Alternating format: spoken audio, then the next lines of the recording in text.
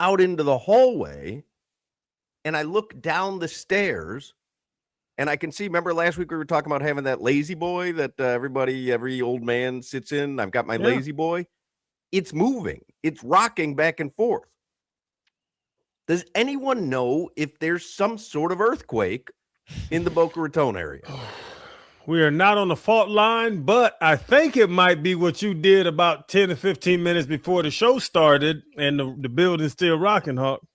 Lori's in Toronto, so it definitely wasn't me. As much as I would like to take credit for that. There's no Florida earthquakes, Hawk. There cannot be one?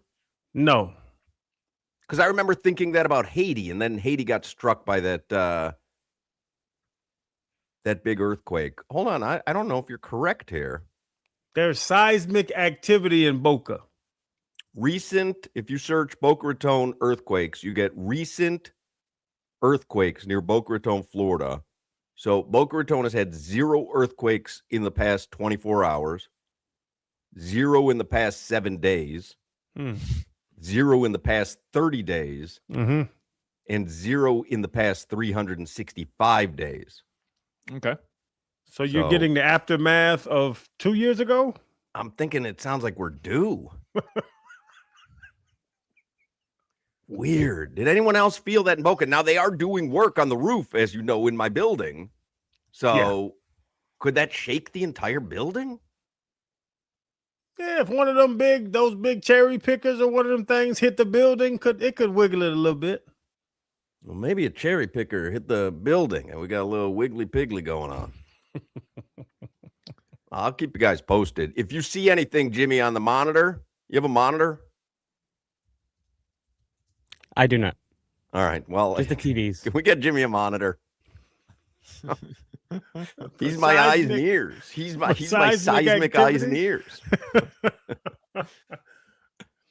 Jimmy, I met Jimmy's cousin at the football field today. You did? Yes. Did he call you Jimmy? Cousin? No, I did not. He did not. Some little soccer player, some little cute Hispanic boy came up to me and was like, "Hey, I'm Jimmy's cousin. Can I take a picture?" And I was like, "Yeah, take a picture, whatever. Jimmy's my man." Well, do you guys remember though that at one time while we're doing the show, I think you guys were in studio one day, Jimmy just randomly said, "Oh, my cousin's here." And I do remember that. And we're like, "Well, what do you mean he's here?" He's like, "Yeah, I just saw my cousin walk by." And then he wasn't sure if it was his cousin. He didn't remember who his cousin was. His cousin didn't even know Jimmy worked there. And then it ended up being... Yeah, his cousin was there. Didn't know Jimmy worked there, I don't think. Yeah, didn't know Jimmy worked there. Jimmy didn't know he was coming. It was a very perplexing situation. So this is weird because he said, "I'm going to call Jimmy." Jimmy, you don't have a very tight, family-oriented cousin window, do you? Well, I just got back, so... Right, your phone's not working yet. It's got to ramp up. Exactly. It's got to shake first. You still on airplane mode? How's your cruise, Jimmy? It was fun, relaxing. Yeah, how many soft serve ice creams did you have? 500. Jimbo, how many did you grab though, Jimbo? How many? How about screwdrivers? Knock down some screwdrivers? Not many, surprisingly. No? How about Aperol Spritz? No. Seems like a good cruising drink, right? Aperol Spritz. Though at the buffet, I saw a pineapple and I thought of you, Hawk. A pineapple. Ah, pineapple. Who doesn't love a pineapple at the buffet? Buffet. I was gonna say, I don't think it's a buffet. Nah, it's classier if you call it a buffet. Who wins tonight, Knicks or Spurs? I just put money on the Spurs for the third game in a row. Spurs have to win. But I don't know if that's a logical thought process. They have to win tonight. It's not. They have to win. They really had to win game 2, and they didn't. But I can't. I just can't see them getting swept. And I feel like if they lose tonight, I mean, they're really going to be in danger of being swept because you would just be emotionally out of it, I think. So I just put money on Spurs plus 1.5, which is even money. And I also put a little money on Wemby to score the first points tonight. Wemby's last 30 seconds were Oh. embarrassing to his Oh. career. I mean, You gonna slap the guard in the booty cheek with the ball? Unbelievable. I mean, that was like grade school stuff. Crazy. That was crazy. And then he got an open look. He knocks that down 9 out of 10 times. That was crazy, man. But 7-footer in that situation, Right. With Go enough deeper time. in. I'm with you. What are we doing, man? I'm with you. You could take one step, and you've got a layup. I'd rather him try to get fouled, just Yeah. go to the rim and throw something up than I guess a high percentage look, I guess, but elbow jumper, I don't know, man. By the way, the Spurs did not lose 3 straight games at all in the regular season. It did not happen. They lost 2 straight a couple times. They have not lost 3 straight games this season, and it won't happen tonight. It will not happen tonight. Spurs in 6, but Spurs win this game tonight. You still have the Spurs to win the series. No, I think the New York Knicks are going to sweep them. Honestly, I'm holding out Wait a hope. second. What just happened there? You said Spurs in 6, Solana. You just He said also Spurs said in they're 6. not losing their 3rd in a row for the first time this season tonight, and then he just said Knicks sweep. Which side are you on? I don't know. I'm trying to what do the kids say? Manifest. I'm trying to manifest something here because a Knicks collapse would just be so great for everything that I want. Right, but you can't manifest that if you say Knicks sweep. Well, they're just so much better. Let's be honest. They're just the better team. Like they are. They are. As much as it pains me, they're the better team. It's not even close, I don't think. But I'm with you on this elbow jumper or whatever you call it, like that little bunny jumper.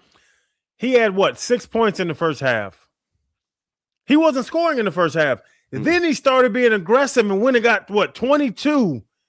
And then there's 10 seconds left in the game. And the play is called up for him to get a jumper where he scored 20 in the paint. Get your same thing. This is my new thing. Get your big ass down by that rim. That's where you score. Why? What are we doing? What's his name? Mitch Johnson. Why are we calling plays for women to get an elbow jumper?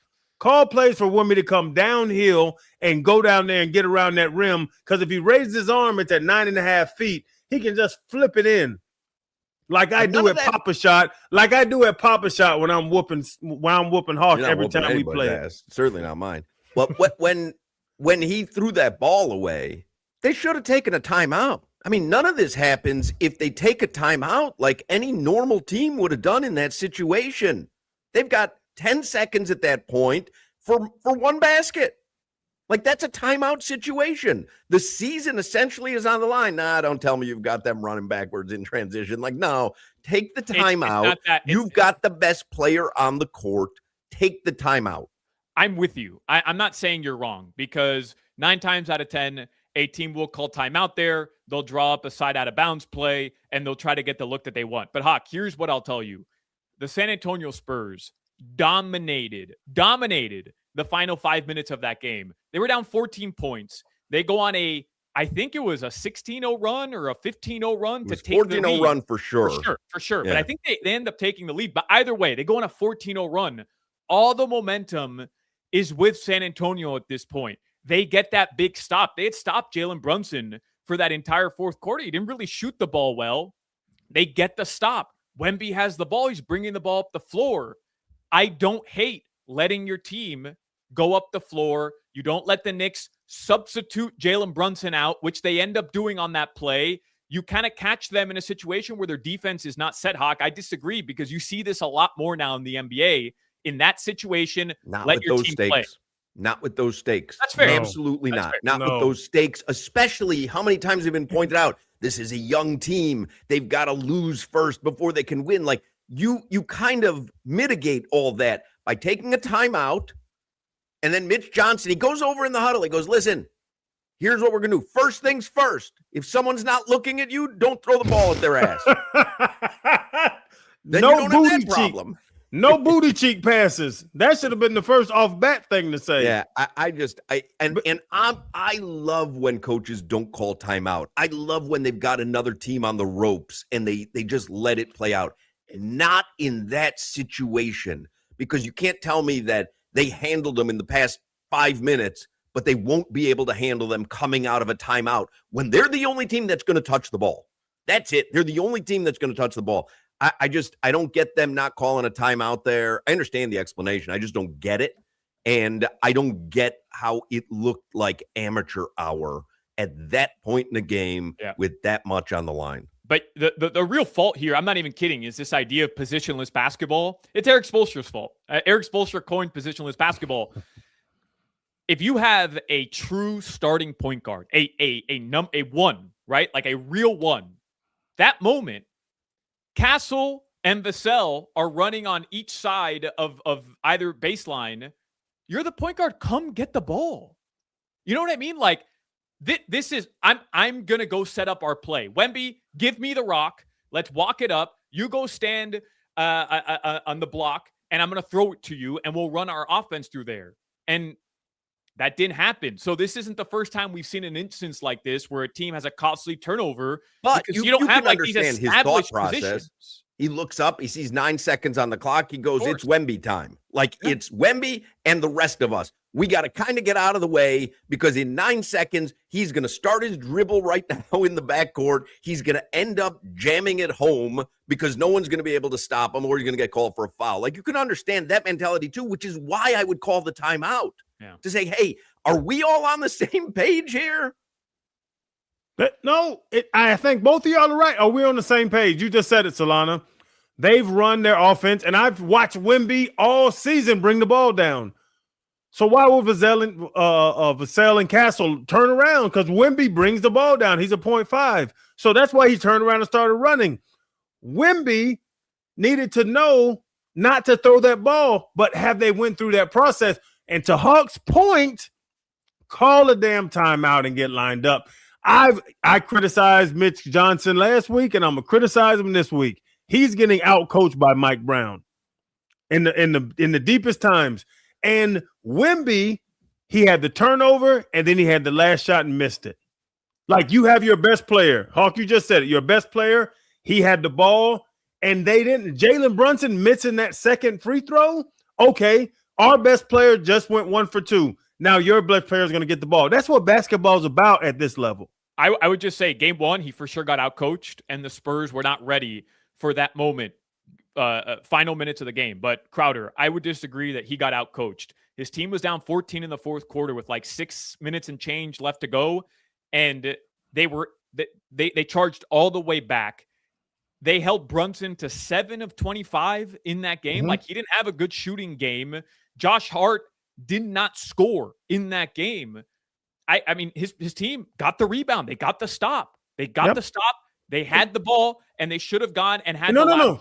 At that point, not to cut you off. At that point, they fought back. Mitch Johnson did a good job. The players did a good job. Would there have been a booty pass if they called a timeout after that rebound? Yeah, unless he called the worst play ever coming out of a timeout. Throw it at your point guard's booty. There's no plays that say that. Crazy, man. Jimmy, anything on the monitor about a earthquake in Boca Raton? Nothing yet. Nothing has come across? No. So odd. When's the last Boca earthquake you've held? It's the first one I've been through. Okay. Never forget. Everybody okay? You should check in on Facebook, Hawk. Check in is alive. Like the neighborhood thing. Yeah. Next door. Oh, how about this? Garland Pollard on Twitter. He's a Florida journalist and editor at the Boca Beacon. I'm sure you're a proud subscriber. He tweets out, did anyone else in Florida feel the shake of an earthquake here on Southwest Coast? This is what USGS, which I imagine is some sort of government service, reports in Cuba's location M6.1, 104 kilometers west-northwest of Mantuacua. We felt something in Boca Grande, Florida. Love for some others to Boca reply. Grande. Yeah. So that's on the west coast of Florida. So maybe I did feel something.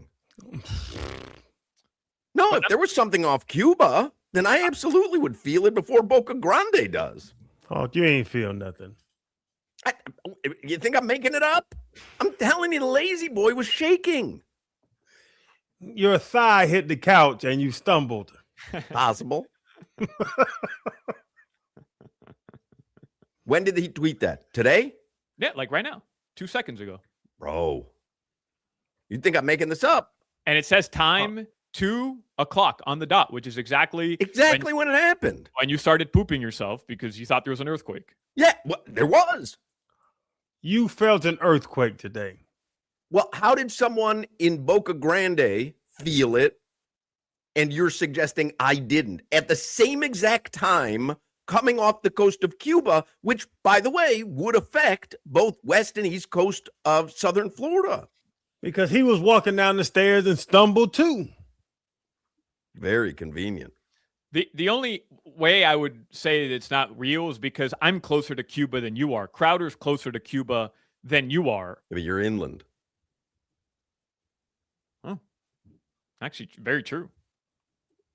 That's a true statement, but Solana, don't let him. He's smart. He knows how to argue. No, he's not wrong. Actually, Here it is. Hawk just felt an earthquake in Boca Raton. Yes. This is it breaking. This is from a meteorologist. A magnitude 6.1 earthquake has just struck off the west coast of Cuba, close to Havana.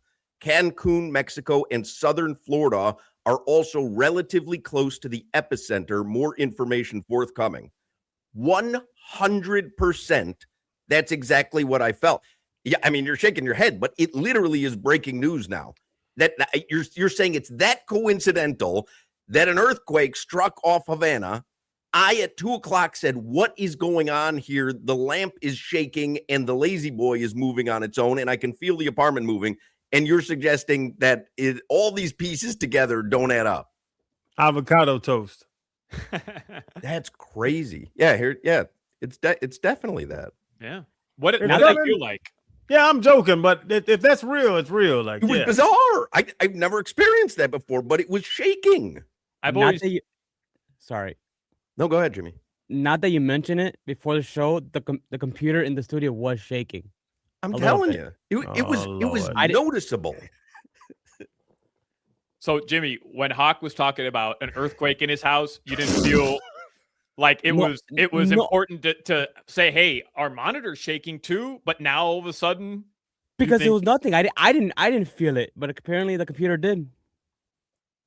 Chief meteorologist WPDE ABC 15 in Southwest Florida just tweeted a strong magnitude 6.4 earthquake has just occurred off the western tip of Cuba. It was felt throughout Florida. It's exactly what I'm telling you. It's exactly what I felt. That was bizarre. You better get inland, dude. Well, it's over. Well, tsunami. Hawk, I apologize. I want to set a standard. I will apologize because I criticized you, and now seeing it, you were right. But also, I've just experienced my first earthquake. Congratulations. Thank you. I've been through a hurricane, an earthquake. I've been in tornado drills. I don't know if I've ever... That's crazy. So what's your favorite natural disaster? The earthquake was very unsettling because no one told me this was coming. You know, that's an argument between West Coast and East Coast people. Yeah. Well, because the East Coast, we get Ira Winderman is standing by and he's like, hey, bring Ira up. Ira, right before the show started, I said to the guys here, I go, what is going on? I'm doing the show from home. My lights started to shake. And so then I could feel my room shaking. Right. And so I walked to the stairwell and I looked downstairs and the lazy boy was moving back and forth. But I had this sensation of moving and they're making fun of me. And I'm like, could there be an earthquake in Boca Raton, Florida? And they're poo-pooing it and Crowder's making fun of me. There was just a big earthquake off Cuba and it was felt throughout southern Florida. We're seeing all the wire reports now. Did you feel it? I didn't, but I do wonder if Marco Rubio has launched anything. So I got a different issue there when it comes to Cuba these days. You never know what's going on. So I Right, put this it that could be way. man-made. That was a Yeah, different you shake. know, it's different times right now. Now, when you said the lazy boy was shaking, I was wondering if Lori was home or not. It was going to go in a different direction, but Well, that's okay. what Crowder's suggestion was, but she's in Toronto. And while I can throw it down, never transnationally. I got to tell you, though, I was in Vegas during Summer League, the year they had the earthquake there, and I was on the 48th floor, and buildings do sway. And it's the most unsettling feeling when you're in a tall building going side to side. You really feel like you're surfing up there, and that's way the hell too tall. So the Vegas thing was interesting. That happened during Summer League. The scoreboard shook, and yeah, earthquakes are disconcerting. At least hurricanes, you know they're coming. You can shelter. But man, those earthquakes, when they hit, you're like, for a moment, you wonder what's going on there. Yeah. And Ira, it's a crazy question to ask, but I'm with hurricanes over earthquakes because I know the hurricane a week away. I don't know when an earthquake's going to hit. I totally agree with that. And, you know, even tornadoes come so much sooner than hurricanes. The downside to hurricanes is, and I don't mean to anyone not to stop their preparations now that it's after June 1, but it's almost the buildup is too much sometimes because we all know 95% never hit anywhere. You go through all that panic, all that stress. But on the other hand, you are able to shelter in place and prepare. But these sudden kind of things out of nowhere, yeah, those are the ones that shock you. And I will take, it's kind of stupid. I will not take hurricanes over earthquakes. I will take neither of them. But I can totally understand at least being able to prepare makes a huge difference. I'd agree with that. Well, Ira, I'm a survivor. Hawk, your light shook. Yeah, so tonight, minimize everything I do. Everything I do. Tonight we're going to read thousands displaced in Havana and one radio host shook for 8 seconds. Yes, that's what we're going to wind up reading. His light wiggled. Can you put that Hochman Experiences live earthquake on the pod?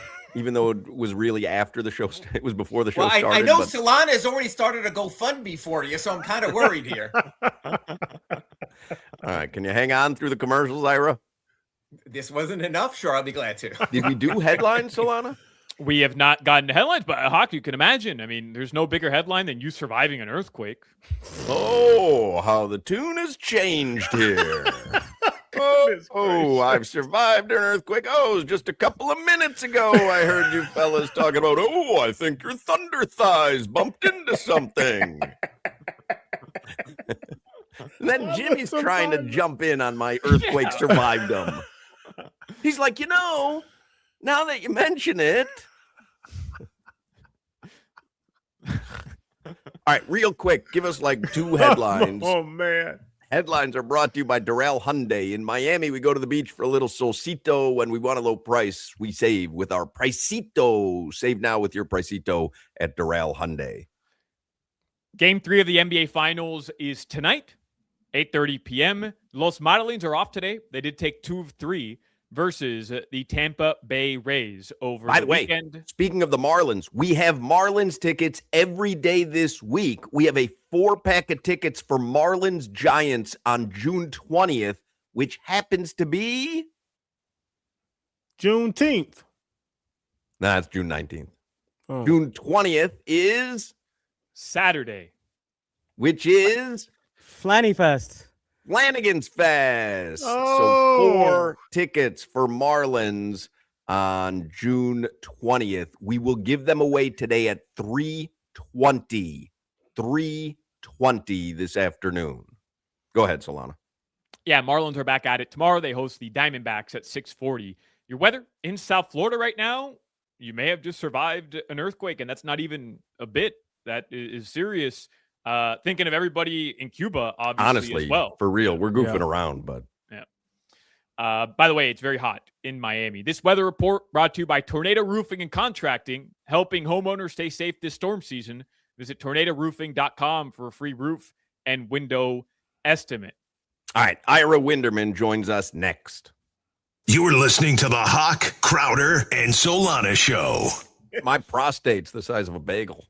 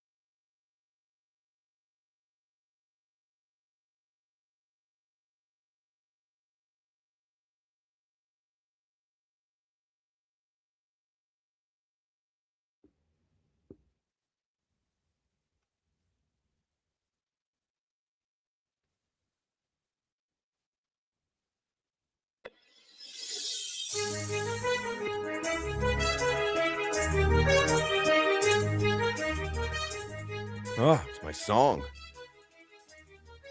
Crank it up, Jimmy.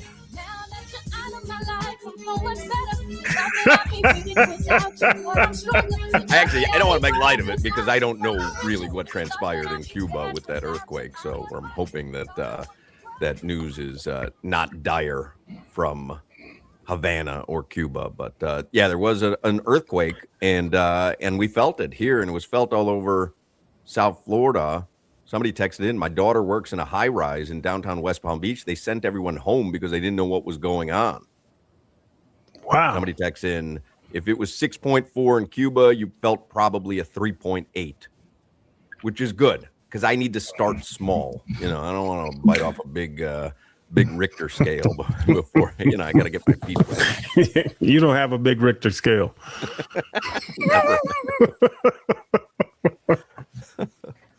Somebody texts in, I was on the 10th floor of my office building waiting for a hearing on Zoom and felt the building swaying.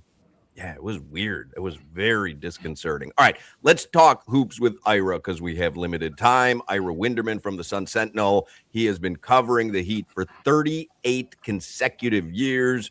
You can read his work in the Sun Sentinel, sunsentinel.com, the Sun Sentinel app. If you're not following Ira on Twitter, you should be at Ira Heatbeat.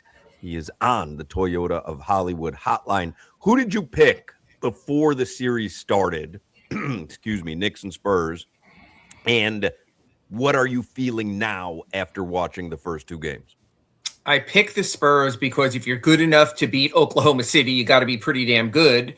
What I'm feeling right now is I just think that the Knicks have had the easiest path to a finals and maybe a championship I can remember in years. When you look at the teams they played to this point, Atlanta in the first round, Philly with Embiid hurting, a Cleveland team that had James Harden, that sort of answers that. And you know what I'm seeing now, Hawk, is a just glad to be their team in the San Antonio Spurs. And you see this, teams that get to this level for the first time, it's, oh boy, I'm in the finals. And then they realize what's hitting them. They will be a great team down the road, not just right now. I think the Knicks could not have had a more charmed path. No Boston Celtics, got the better matchups right through. No Oklahoma City Thunder. I think that's when people go, where did the Knicks championship hopes turn? I think it turned to Game 7 of the Western Conference Finals. And Ira is, because we've talked about this last week and now this week, is Mitch Johnson getting out coached by Mike Brown? Because they're saying like Wemby plays the guard, he always starts from the top of the paint and all that, where he's 7'5". Like, my whole thing, let me know what I'm trying to say because you know more basketball than me. Get your big ass in the paint and go work. And play more as a lob threat, but you do have the big body of Karl Anthony Towns. You do have the defense of Mitchell Robinson. Those are big bodies weighing on him. This isn't Chet Holmgren anymore. Remember that Oklahoma City series when it started, they were guarding him with Alex freaking Caruso at 6'6", and he was able to do so much more playing in the post. Now they got big bodies on him. It changes for him. This is all the Wemby learning curve, and it's fine. This is not being outcoached. This is the Knicks who had a player like OG Anunoby who won a championship in Toronto, a guy like Mikal Bridges who's been around, played at some of the highest levels, Karl Anthony Towns. These are guys who have been here before, understand you don't get these opportunities that often, and a young team of former lottery picks in the last 3 or 4 years who's just learning. It's going to take the Spurs some time. In 2 or 3 years, the Spurs players will be better than the aging out Knicks players. This just came together perfectly for New York. Is Jalen Brunson a superstar in the NBA, Ira? Elite superstar. He is a Lilliputian superstar. He is a 6'4" and under superstar. I still think the lack of height can bottle him up easier than some of these, even a Shai Gilgeous-Alexander, a 6'5", a 6'6" guy. It makes a difference. Yes, he is a special player for who he is, but I would always take my chances. You know, look, Allen Iverson had his moment in the finals also. They didn't win the series against the Lakers, but they were right there. I still think you need a certain degree of height and size with your elite player. Jalen Brunson is a tough SOB that found the right matchup for him against younger players without a great defensive stopper for the the Spurs right now. I think the Thunder could have thrown an Alex Caruso or thrown more defensively at him. He is an all NBA player, but am I going to put him in the pantheon of great finals players even after he wins MVP of the series? No, not yet. Too early for that. Ira. And I'm going back to Wemby. He throws the ball at what was it, Vassell's back, and then misses the game winner. It's his fault, right? Like you're talking about the young thing, the not being ready for that moment. Is it the same kind of path? Because those last 20 seconds was on Wemby, and he could not. No, it's on the coach. Call a timeout. Yeah, again, you had the timeout there. I can understand you want to play quick right there. So there's something on Miss Johnson. I also think forcing the ball in that situation for Wemby for a jumper. That if that was the play, like you mentioned, Channing, why is he 16, 18 feet outside shooting jumpers there? Why not get the ball inside? Brunson missed the free throw. It opened up the chance to win the game at the foul line. So, yeah, you could talk at play calls there. I think what the Spurs are doing a little too much is trying to appease Wemby at this young stage of his career into being a leading man. All these great leading men had to evolve. Hockey remembers a Bulls fan. Michael Jordan grew into the championship. Michael Jordan. He went through some tough times earlier in his career until he was able to make those breakthroughs. Wemby's time will come soon enough. I think they're force-feeding it a little too much, Channing. I think they're forgetting who he is and how young he is and trying to make him something he will be, Wemby will be, but isn't right now. When is the time for Giannis? Seems to be percolating a little bit. There seems to be like this momentum working towards. I saw Brian Windhorst today said Miami seems to be the spot. Like what are you hearing? In the pantheon of stories I've written that never hit print, last night I sat up and wrote my Heat get Giannis Antetokounmpo. I had the word whale in there. I had harpoon in there. I mentioned all the previous big guys that he got. I'm at that point that I think it is that possible that I realized, hey, I might be out. I might be getting the car washed. I might be doing something else. I've got to have that story ready. So, you guys for over the years have always asked me to put percentages on stuff, and it's a hard thing to do. I think saying 50-50 might be selling this even a little bit short because Hawk, seems to be pointing in this direction. One person called me and said, hey, it's always the quiet stuff you don't know that gets you at the end and has the heat at the end. Remember Damian Lillard? Who the hell had him going to Milwaukee? And then all of a sudden the Drew Holiday trade, and that trade's done. So stuff can happen like that. But man, it just seems like I've said this. Do the Heat have the best player to offer? No. Did the Heat have the best picks to offer? No. Did the Heat have the best single young prospect to offer? No. But they have the best package to offer. And I think at the end of the day, if Milwaukee's looking out for the welfare of their team, and if Giannis, and he has to do this, puts his foot down and said, not signing in Portland, not signing in Atlanta, signing only with teams A, B, or C, I think it's all sort of going in the Heat's direction. And the fact is, that the Heat have not stopped any of this. I can't tell you how many times over the years the Heat will tell Solana or me or something, hey, guys, you need to back off a little because they know the bad look at the end when you don't get Beal, when you don't get Harden, when you don't get Durant, when you don't get Irving. It has been so long that I think if the Heat thought, hey, there is not a good chance of this happening, I think they subtly would have dropped breadcrumbs to us. Hey, guys, you may want to pull back. There's been none of that. There's been none of tamping this down. There's been no one from the Heat saying, hey, we're trying, but you never know. This is going to be a hard one to explain away, Hawk. This is going to be if they don't land the player. Real quick, because we've had this conversation all last week. Let's say that it was contingent. The Bucks say, yes, you can have Giannis. We want Tyler Hero, 1 first-round pick, and Eric Spoelstra. Would you say yes or no? Is Spo listening right now? Well, if he was last week, I never get a free ticket again to the Heat because, I would drive him right to Milwaukee on my own. Crowder would not. Solana would not. No. God bless coaches, but he has so many acolytes on the staff right now. There are so many people who are mini Eric Spoelstra, whether it's Chris Quinn, whether it's bringing back a Dan Craig. So many people know, it's the old, I'm sure they wear these bracelets. What would Spo do? They know what Spo would do, but there's no one on this roster, Hawk, who can say, what would Giannis do? They couldn't be Giannis. So what I'm saying, it's easier to get a coach close to Eric Spoelstra than it is to get a power forward close to a player who still right now is a top 5 NBA talent. Now, that's all hypothetical. Now, if you're going to go to me, would you go further with more picks? Would you go further with another player? Would you go further with another prospect? There probably is not a single player on this team that in a trade, if you ask me, what about this? I go, no. This a top 5 player in a sport, we're only 5 play at a time. If 20% of my starting lineup is great, that's a great place to start. So I would give up anything and everything. And if I have to ship Pat Riley out in the deal also, hey, Pat, it's been a great 30 years. Oof. Aggregate that, folks. That's what I was saying. Because Solana and Crowder were saying they wouldn't trade Spo for Giannis straight up. I'm like, what is happening here? We've seen Spo without Giannis. I want to see Giannis on the Heat.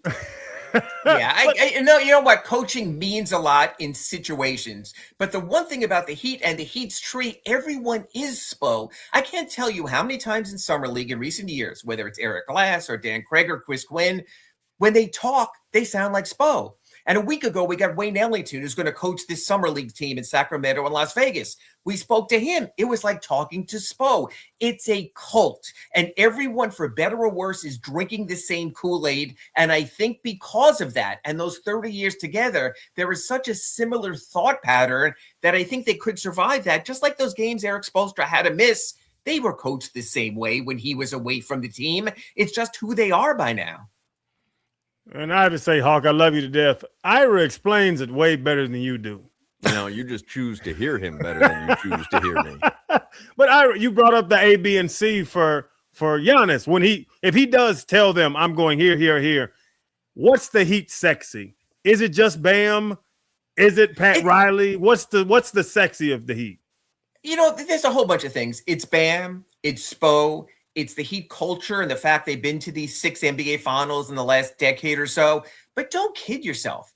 It's also Miami. When you've spent over a decade in Milwaukee, I mean, you know, hockey, coming from Chicago and the winters there, don't kid yourself. Winning is everything, and I get all that. But I can't tell you how many players I have dealt with the Heat who have demanded trades, and I see them the next season in their territory up north, and they go to me, oh, crap. I didn't realize this. They had been spoiled. Some of them went to Arizona, like you went to Florida, you went to schools like that. They didn't realize what it's like to commute back and forth on game days in the snow and the slush and deal with it. So for Giannis, this is a lifestyle thing. He's going to have a beachfront or waterfront mansion. You might have had that on a frozen lake in Milwaukee, completely different. There were so many. The Heat have always had that. That's why they've always attracted. And that's why, even if they have to trade everyone away, there will be so many guys lining up, like Mike Miller and Birdman and Ray Allen and Battier and everyone did with the big 3. This is a really good place. If the Miami Heat played in the summer and they were the Marlins, hey, guys go up to the lake country in Wisconsin. It's completely different. But this is a winter sport, and to go to practice every day in shorts and flip-flops, Channing, you know that, versus these guys in Chicago who have to drive to practice, and even if they're in a bubble, it's a lifestyle thing. And I think at a certain point, players say to themselves, I want to live that lifestyle. I deserve that, especially a guy who's from Athens, Greece, and that ultra paradise he was raised in. I think that factors in also. Location, location, location. I'm going to say Ira just put it at about 99.9. I know. I you am can totally read through the lines, man. And I got to tell you, the worst thing about doing this is I wait for the show to be over, and the way Solana posts this stuff of aggregation ability, and this is what happens to me. I see Heat Insider said Giannis done deal to Heat, and I'm like, who said this? Who said this? Is it Windhorse? Is it Jackson? Oh, it was me on the show today, and then I wound up getting killed by it, followed by a call from the Heat. What did you say on that show today? So, Solana, tamp it down a little. Don't worry about any Giannis aggregators today, Ira. It's just going to say Chris Quinn, Crom Butler, Wayne Ellington, all can be Eric Spoelstra. Great. That will be out there for sure. The amazing thing is it completely usurped my surviving the earthquake. It's unbelievable. In one segment, it's all gone. All right. We'll see you, Ira. Read Ira's work in the Sun Sentinel. Follow Ira on social media. Make sure you subscribe to the Sun Sentinel app if you don't already. See you, Ira. Catch you next time and you talk about fun with hurricanes. Thank you, Hawk. It is hurricane season as well. All right, there you go. Ira Winderman from the Sun Sentinel telling you things are percolating. Like things are Ira happening. got me excited. I'm not gonna Yeah, lie. he did not tamp down any kind of enthusiasm, right? Like he's always the guy who's like, yeah, a lot can happen. There's a lot going on here. He's the guy who always said, hey, it doesn't really make sense because of this. He didn't do any of that. Yes. So take that And- for what you want to take it for. But that was, Ooh. I'm as confident now as I have been that Giannis is going to end up here. So I'm wearing a Giannis jersey and a Desmond Bain jersey next year. You're going to be wearing a Ruben Bain jersey. If you're wearing a Desmond Bain jersey, we're all going to be confused. Thank you. Correct. Yeah. Anniversaries are very special. My friends over at Morse are celebrating 80 years in business. Y'all know I am backed by Morse. That's why my buddy Chris Atkins, the GM over there, and his team, Teddy Morris, you see him on the commercials. Man, I'm telling you, they know what they're doing. Come over to Ed Morse Sawgrass Cadillac. They're commemorating this occasion by giving you special savings on Cadillac luxury and especially the all-electric Cadillacs. You got to check out the all-electric 2026 Cadillac Optic, and you can get that for, this is crazy, $349 a month. And the all-electric 2025 Cadillac Lyrics, $369 a month. Ed Morris, they have been family-owned and operated for 80 years. They know what they're doing. They know how to take care of their customers, and that's what made them last for 80 years. They are going to watch out for you. You got to get to Ed Morris Sawgrass Cadillac. Don't miss out on the 80th year anniversary savings. Go see my friends at Ed Morris Sawgrass Cadillac. They are the 6-time dealer of the year, right off Sunrise Boulevard and the Sawgrass Expressway. Visit EdMorrisSawgrassCadillac.com. And remember, you got to be backed by Morris. From the trade-in to the sale to the lease to the service, they text me, they email me, they know when my car, there's an app, and they know when your car needs service. I'm telling you, being backed by Morris is different than any other dealership in the world. You got to click EdMorrisSawgrassCadillac.com. You are listening to the Hawk, Crowder, and Solana Show. I'm not a football guy, you know that, but I read Bill Walsh's book. Do you remember? You know the book? I can't read, Coach.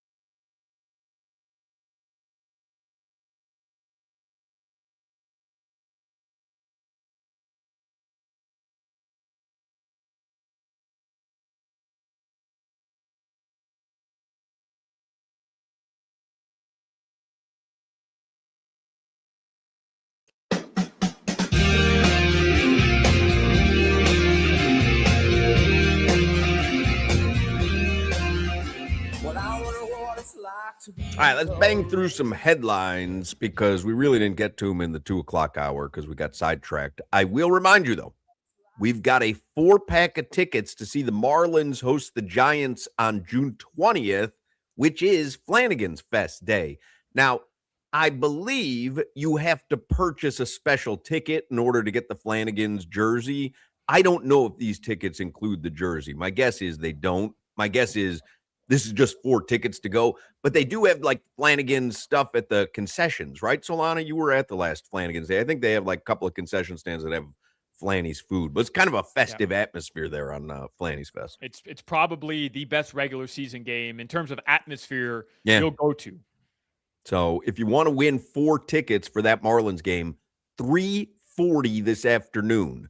That means about 35 minutes from now, we will give away the 4-pack today. Then we'll do another 4-pack tomorrow, Wednesday, Thursday, Friday. So all week long, we've got Marlins tickets to give away right here on the program. Mr. 305. Dale. God bless. Dale. Dale. Thank you, Jimmy. You're welcome. 305 is sponsored by Miami Lakes Chevrolet, where you walk in as a customer and drive out as family. Before we get to headlines, real quick, Stacey King passed away yesterday. My absolute favorite broadcaster. I get NBA League Pass because of him.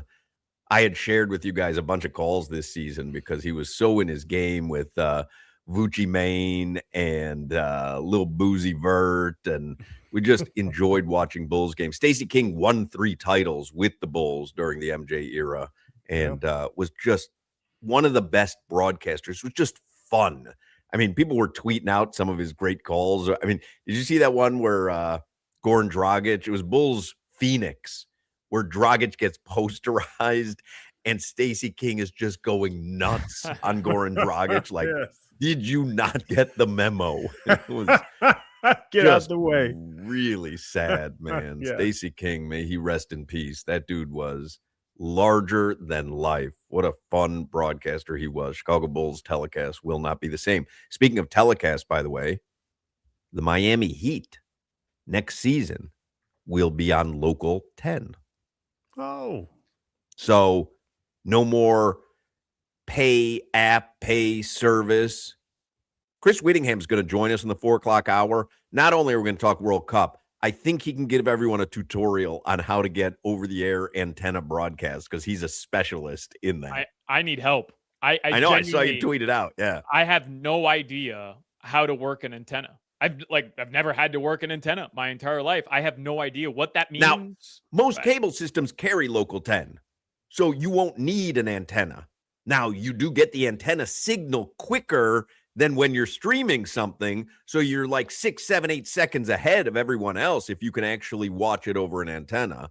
But you can also watch it on the Local 10 app. You don't have to do it over the air.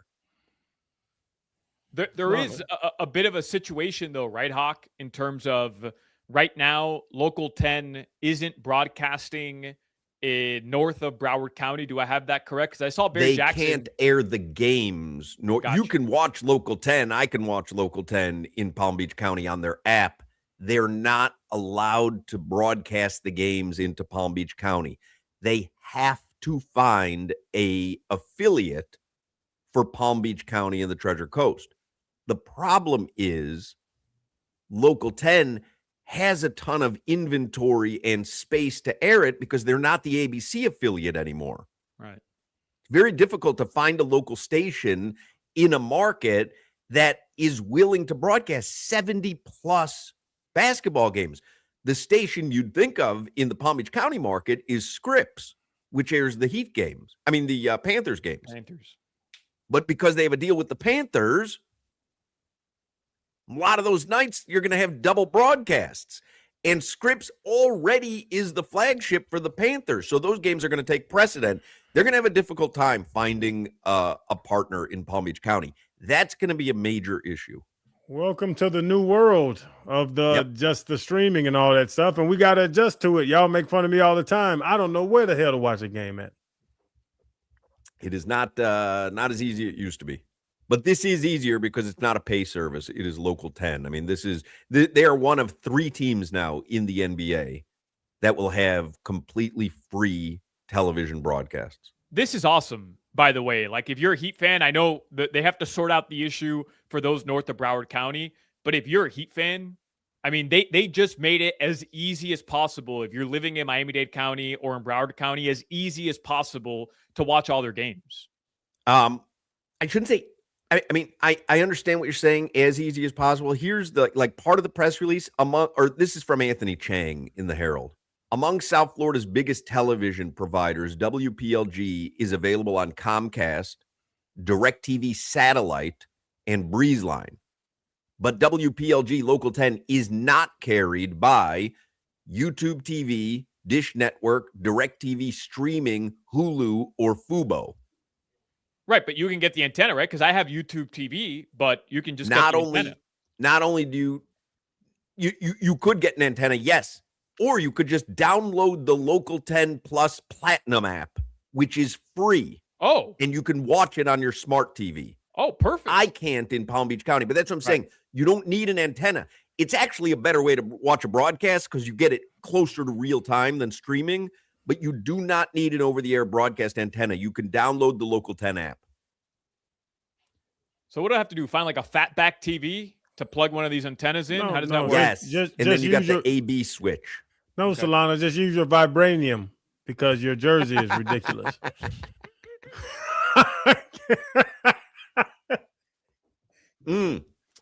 Great point by one of the chatters. Antenna, no ability to record, which is trash. Remember, you can't pause. You're watching just a live TV broadcast, so you can't pause, go back. Ooh. So you probably want to do the Local 10 app. Do y'all pause games? I don't. I don't pause anything. I love commercials. If I miss something, I miss something. I'm old school, baby. Yeah, my kids started doing that where they'll pause something when they go take a shower. And I'm like, just get the game after you come back. Yeah, just whatever you missed, you missed. That's how we did it in my days. I missed you. Missed stuff, you missed stuff. Missed the game, you missed the game. Pause. I don't know.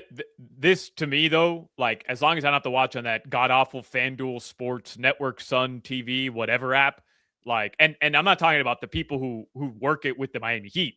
I'm just talking about FanDuel Sports Network, whatever. Like that entire platform was just awful. Everything about it was terrible. I had the channel, so I know people complained about the app all the time. I had the channel. Terrible. Absolutely terrible. I didn't know that the Platinum Plus Pro app for Local 10 was free. I killed that. I had no idea. That's huge. That's a game changer. Yep. Yeah, it's going to be very easy to watch the games. Hell yeah. All right, let's do headlines here for the 3 o'clock hour. Then we'll do a little Who Got Funky. See who got funky over the weekend. We'll give away the Marlins tickets. Chris Whittingham will join us. It is World Cup week. World Cup kicks off this week. La Celeste. La Celeste. Let's go. Let's go. Vamos, La Celeste. Let's go. Headlines. That jersey's ridiculous. Headlines are, I was talking to my guy this weekend at the Avocado Toast place, Facundo. Yeah, Facu. He's trying to get his Uruguay tickets. I told him you already got yours. Yeah. Headlines brought to you by Doral Hyundai. In Miami, we go to the beach for a little solcito. When we want a low price, you save with your Pricito. Save now with your Pricito at Doral Hyundai. A perfect time, World Cup week. And Tom Brady, he's launching an organic coconut water called Good Nut. That's not the name. That is the name. Tell them what the tagline is. Have you seen the Tom tagline? Brady has a drink called Good Nut. Tell them the tagline. I have not read the tagline. Let me find the tagline. I saw it this morning. Come on, TB. TB, don't do that. The tagline is, "It's a delicious mouthful." TB about to go on OnlyFans. What? His drink is called Good Nut, and it's only a mouthful. What's Tom doing? What? Making money, baby. He's leaning. Listen, get that bread. Get that bread. Get that bread. You know, That reminds me. I don't know if it was during the NBA Finals or maybe the Stanley Cup Final, but there's a commercial with Tom Brady, Mr. Goodnut, and he's advertising candy bars. Have you guys seen this commercial? Tom Brady candy bars, different candy bars. What the hell happened to TB12, Mister? I don't sure. Because I know that he was doing 1000%. Pizza Hut, and people were like, "Wait a second, you can't even have an avocado because it's not green enough, and now you're hawking pizzas." I tell y'all all the time. He partnered with Kinder, the brand Kinder. Butter. He's holding like a Butterfinger, and he's eating a Crunch bar. By the way, I'm cool. Go get your money, bro. But you were Mr. I want to eat a strawberry because it affects the composition of my inner Well, working. he's not playing anymore, though. That's fair. He's not playing anymore. And he said, no, that's not TB12. 10 million.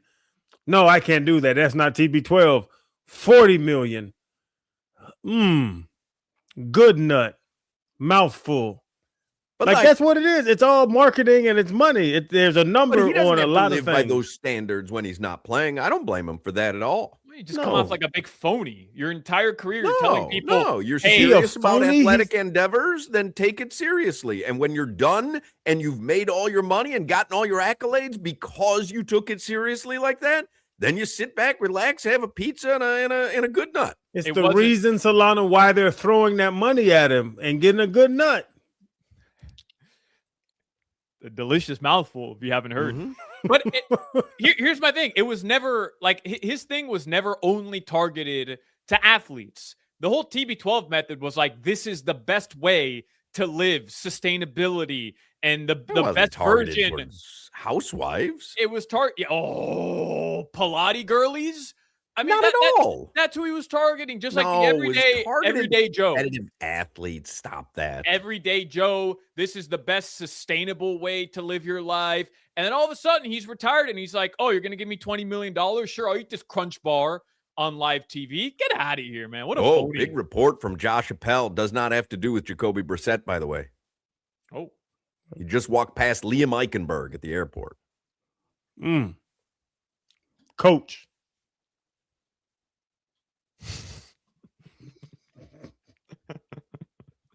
$36B. Group 8. Check your bags. We have no overhead space left. Where do you think he's going? A workout? I don't know where he's going, but he's gonna get off that plane late. You guys don't remember how much we missed him last season. He's going to Saskatchewan, work out with the Rough Riders. I don't know where he's going, but it's curtain. See Jacoby Brissett, speaking of, he reported. He buckled. What a coward. The lock-in thing is a new thing that we didn't have when I played. Like, I'm mad, but I'm going to come around and make y'all happy, but I'm mad. Like, that whole thing is weird. Well, we got $4 million on the line. Even though you want 15, you still got $4 million on the line. Hawk, I'll come to your house for $4 million and I'll move your bed to the guest room. Well, listen, you don't even need to. Earthquake did it on his own.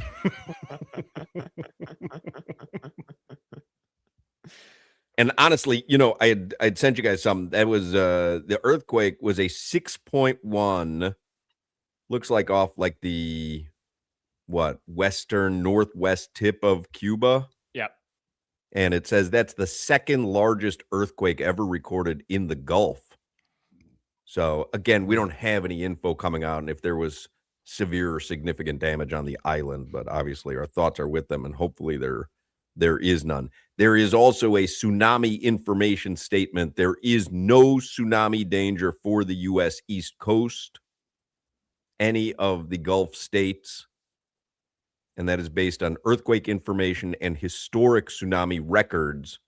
The earthquake is not expected to generate a tsunami.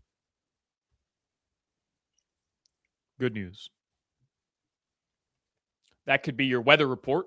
Brought to you by Tornado Roofing and Contracting, helping keep your home and family safe when the storms roll in.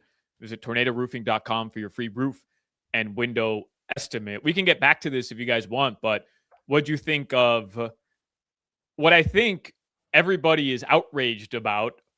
Brendan Sorsby, who requested an injunction, the Texas judge granted it to him. So it looks like he'll be reinstated for this upcoming college football season. Very confusing. The guy bet on his own games. Yep. Well, My understanding, yes. Are you sure he bet on his own games? That's the only reason I'm outraged is because he bet on his own games, from what I understand.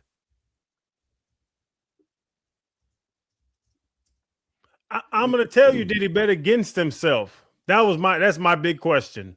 Like Pete Rose, if you bet on you hitting a home run, you're going to go out there and try harder. But if you bet on now you're not going to swing the bat as hard. If you bet on you winning, I'm okay with it. I don't want athletes to bet, obviously. But when they do these injunctions, if you're betting with yourself, I've bet on myself a number of times through my career. I get it. My thought is, if you play an actual collegiate sport, and I believe this for the pros as well, you should not gamble on that particular sport. There's enough to gamble on outside of that for you to even have the appearance. See, if you Google search, did Sorsby bet? What happened? Oh, I thought it was Marlins tickets. 340. Oh, I was giving out the wrong time. 320. Well, what do we do? I said 340. You did? Yeah, remember at 3:05 I said Jim, 35 minutes from now? Listen, Hawk, Jimmy beat up. Jimmy been coughing all day, got bronchitis. We got to give him away. All right. What about the people that tune in at 3:40? They can look at Jimmy. Should we give them away now, Solana? I need a ruling. No, we should wait till 3:40, to be fair, because the 3:20 ruling, or the 3:20 time, is really just a time Len made up. You said 3:40. We should stick I said it all show, too. Yeah. 100%. Yeah. We should stick to 3:40. Sorry, guys. Sorry. No, that's not on you, Jimmy, because the liner says 3:20. I got it wrong. You were playing by the rules, but I never said listen to 3:20. Yeah. Jimmy, let Hawk know. He's got to read better. Let him know. Why don't we give away one now at 3:20 and one at 3:40? Well, can we do that? Seems even. Yeah, I can do that because I feel bad because I feel bad. What caller number do you want to take now? We're gonna do another 4-pack at 3:40. Okay. What's your birthday, Jimmy? This year, Thanksgiving, November 26th. That's such a great answer. This year, I didn't know he was going to go with this year Thanksgiving. Like, I just thought it was going to be like this year. It's the 26th. November 26th. I was just looking for a number. On the 30. Let's take 11. Caller 11 for November. Yeah. All right. 305-567-0560. Caller number 11 is going to get 4 tickets for the Marlins game on the 20th. I'm going to be fair, give away another 4 tickets, even if I have to pay for them out of my pocket at 3:40 today. Because this has been confusing. It's like $6. You're making eyes. It's like $6. No, don't ask me for a Zelle. Yeah, send me a Zelle. The earthquake has me feeling loopy.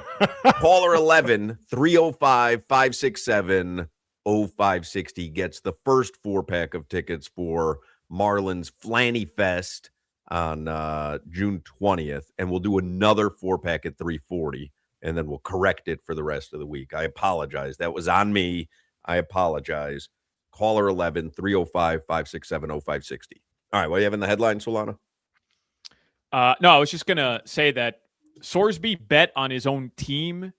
I don't believe it was games he was actually playing in, but he did bet on his own team. Such a bad look, man. Yeah, I don't like that. It's the cardinal sin. Literally, the cardinal sin. But did he bet for his team to win? But still, just stay away from betting. Stay away. Like, if you say, like, hey, if someone bets on themselves to hit a home run, well, what if it's a situation where they really need a single and they're swinging for yard? Like, you can bet on yourself and still affect the game in a way that it shouldn't be affected. You just shouldn't be doing that. It says admission, Sorsby admitted to placing nearly 2,900 bets over a 4-year span. This included bets involving Indiana football and other games within his own conference. Did you see what his attorneys were arguing? Which obviously worked, by the way. But his attorneys were arguing that he was addicted to gambling, which, by the way, it sounds like he was. I'm not downplaying that. Oh, 100%. But their argument was that because he was addicted to gambling, the NCAA in turn was punishing Mr. Sorsby for suffering from a mental health condition. And clearly that worked in the court of law because the judge granted him the injunction. No, and it is a great argument. And if you have information, we've talked about this with Terry Rozier and all these guys that now when they legalize gambling and people can get these apps and all this stuff, where I know something.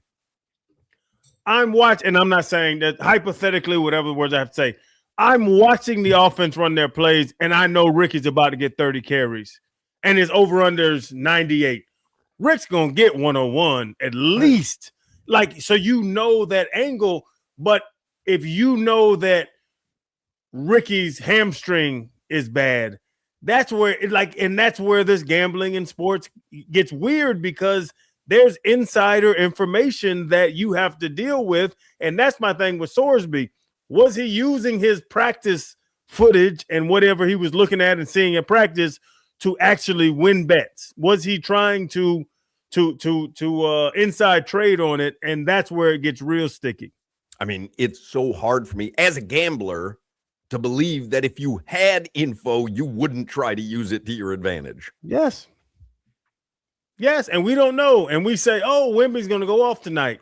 We don't know if Wemby's going to go off tonight. We don't know their game plan. We don't know his dunks. We don't know what he, we don't know. We've been wrong. We're wrong. You know, we don't have inside info if you tell us.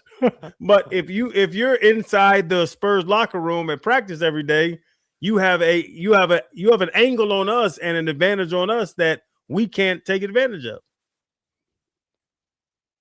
Over 2,000 bets, man. That's crazy. It's crazy. Oh, he has a problem. Yeah. All right, Hawk, I did weather if you want to take it over here. All right. We will do another 4-pack of Marlins tickets at 3:40 this afternoon. I want to keep it fair for everybody. We're going to play a little Who Got Funky when we come back. Chris Whittingham is going to join us in the 4 o'clock hour. Speaking of gambling, I'm suffering from a head cold, as you might hear with me, my throat. Give me a second here to cough. Cover for me. He gets sick, old and sick. It's the earthquake, man. Oh, right, the earthquake got him. Yeah, it dislodged the mucus. On Hard Rock Bet, everyone is invited to this party. Doesn't matter who you are. Your name is on the list. So sign up with Hard Rock Bet today. Bet $5 on any game. If it wins, you also score $150 in bonus bets. A winning bet plus an extra $150 to bet with. That's how you get the party started on Hard Rock Bet. Payable in bonus bets, not a cash offer. Did you know Hard Rock Bet gives you new promos every single day? No sweat bets, profit boost, bonus bets, and more. So no matter the time of day, there's always something waiting for you in the app. Open the Hard Rock Bet app right now. See what you've got today. The NBA Finals, game tonight. I mean, will New York finally end a 53-year drought and bring a title to the Big Apple? Or will San Antonio somehow get it done? However you see it playing out, head over to Hard Rock Bet. Turn your picks into an epic parlay because once the final buzzer sounds, that's it for hoops until next season. So shoot your shot on Hard Rock Bet while you can. Hard Rock Bet, Florida's sports book. Soccer's biggest global tournament kicks off Thursday, and Hard Rock Bet is Florida's home for all the action this summer. Who's lifting the trophy? Who's taking home the golden boot? Which nation will make a surprise run? Bet on everything from the opening match to the final whistle on Hard Rock Bet. USA kicks off the tournament against Paraguay on Friday. If you're like me, match day means more than just backing the stars and stripes. Also means building a same-game parlay, goals, assists, corners, however you want to draw it up. Hard Rock Bet gives you tons of ways to stack your picks into an epic same-game parlay. And finally, the Freedom 250 fights go down this Saturday at the White House with 2 title belts on the line. Make your picks, lock in your favorites, Get ready for a historic night of fights on Hard Rock Bet, Florida's way to bet MMA. It all starts with you downloading the Hard Rock Bet app right now. Offered by the Seminole Tribe of Florida. Must be 21 plus and physically present in Florida to wager. Terms and conditions apply. Concerned about your gambling? Call or text 1-833-PLAY-WISE. You're listening to the Hawk, Crowder, and Solana Show. Are you wearing khakis right now, Joe?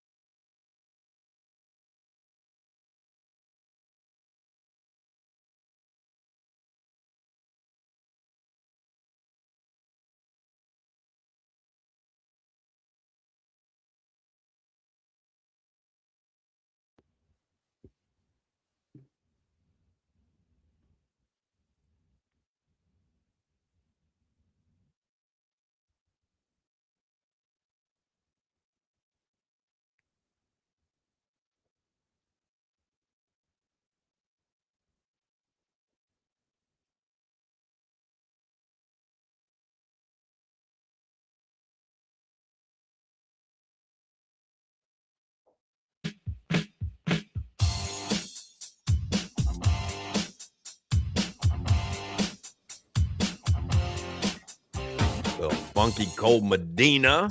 Get us into a little Who Got Funky. And we are going to give away a second 4-pack of Marlins tickets just 3 minutes from now. Jimmy, do you have a big open for Who Got Funky? Yes, I do. All right. Right now, Right now, what? the open. The big open. You sure? Solana, Jimmy. Crowder. Hawk. Yo, E, what you want to do now, man? Yo, whatever it is, it's just got to be funky. Funky, funky, funky. You know it's funky, funky, funky, cause you heard it from here. See?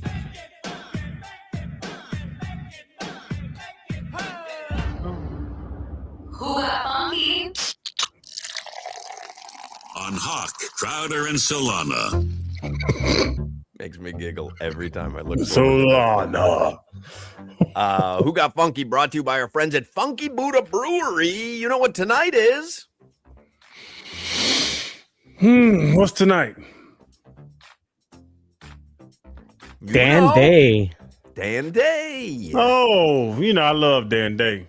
Monday nights trivia with Dan Day. Maybe you watch a little finals action at Funky Buddha, catch a little trivia with Dan Day, win some prizes, maybe enjoy a little Pineapple Beach while you're there, some yucats. I mean, however you want to get it done, it will be going off tonight. Funky Buddha Tap Room in Oakland Park. Best place. Hunker down, watch a game, enjoy some delicious food and drinks, and enjoy a little trivia with Dan Day. That starts at 7:30 tonight. Yes, and the food is delicious. For real.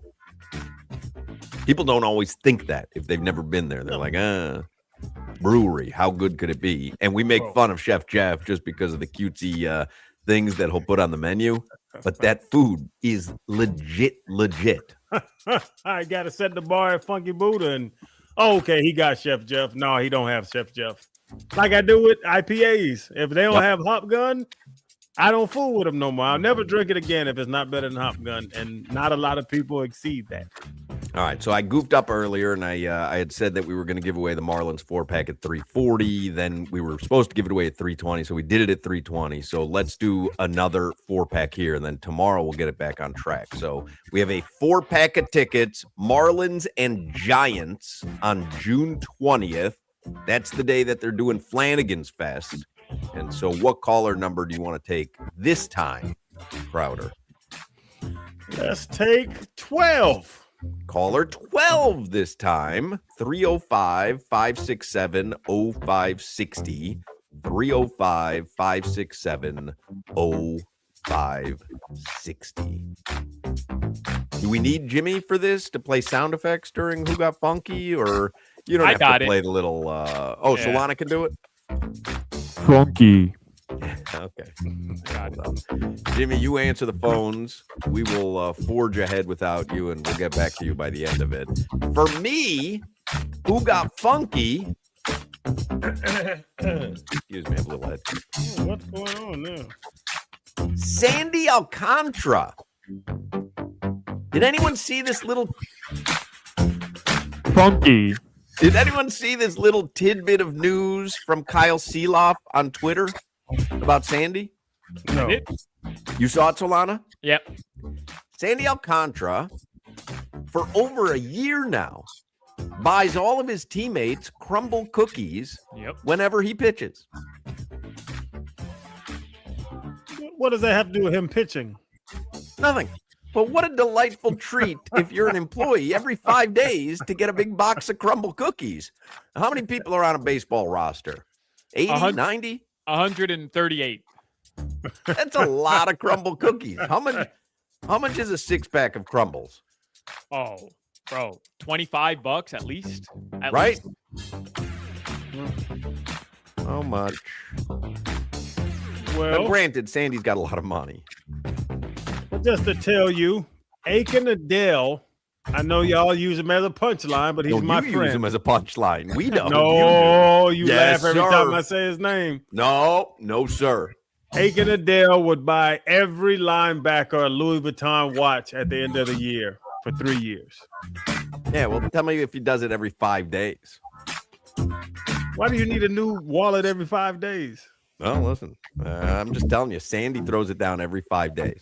I'm looking on the Crumble carryout thing. Party box, which is 12 cookies, is $41. Isn't it kind of weird that he's buying them Crumble cookies? And I'm not hating on Crumble, but I don't know. Sandy's Dominican. Half the roster is Latin American. Don't you think he'd go for something a little more from his background, like a little sancocho or a little mofongo? I don't know. Just will caught me off guard. Like, why Crumble cookies? Mofongo? Like, that's not like, hey, there's a cookie. Let me take a bite.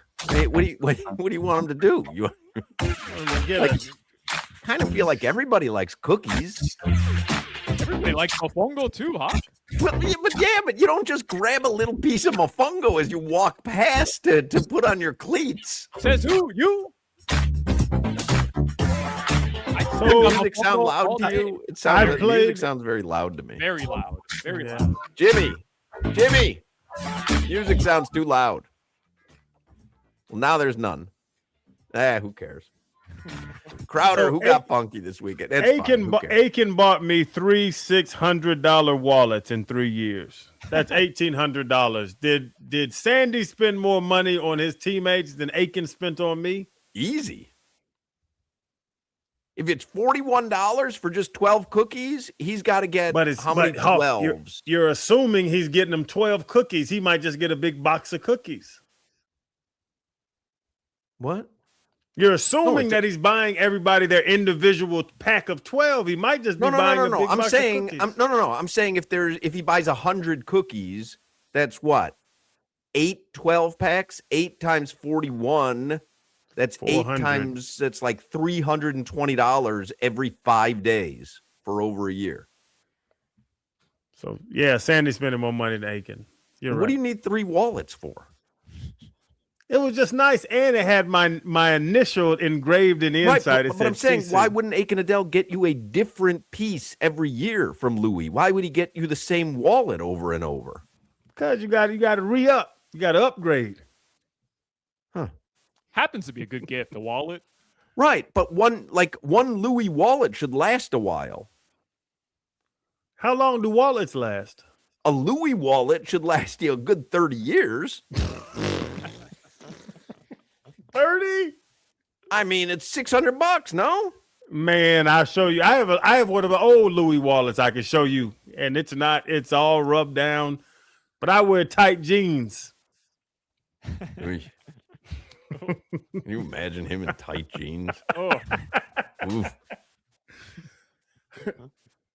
Who got funky for me? I got to tell y'all, I love to bring it up when I'm wrong. And what was my saying about the Knicks? Carl Anthony Towns will let you down. Will let you down. This man went 21-13 and 18-12 in the first 2 games. The offense runs through him. He is playing ball. He is blocking people. He is denying Wemby to get in the paint. When I'm wrong, I want to say I'm wrong. Carl Anthony Towns is getting funky in this series, and I got to admit it. That is funky. True. By the way, I do think Carl Anthony Towns should be the Finals MVP with the way he's playing. He won't because Jalen Brunson is. Are you sure? Are you sure? I don't know. I think Carl Anthony Towns is the clubhouse leader right now. He should be. If he goes double-double like he has been, and what's going on with him and Wemby, he's going to win the Finals MVP, Solana. Yeah, he better. I would think that he's what's it say on Hard Rock Bet? Who's the favorite right now? Oh, I don't know. Let me see. Who got funky, Solana?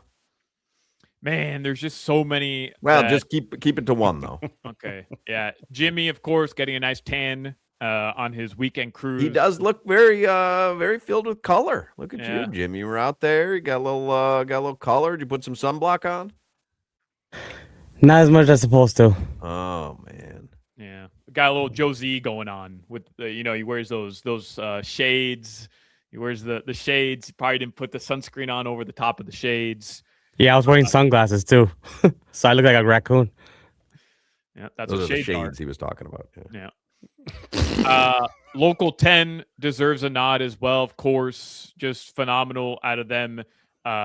Taking on the Miami Heat broadcast. Jalen But- Brunson is minus 110 to win NBA Finals MVP. Karl Anthony Towns is plus 175.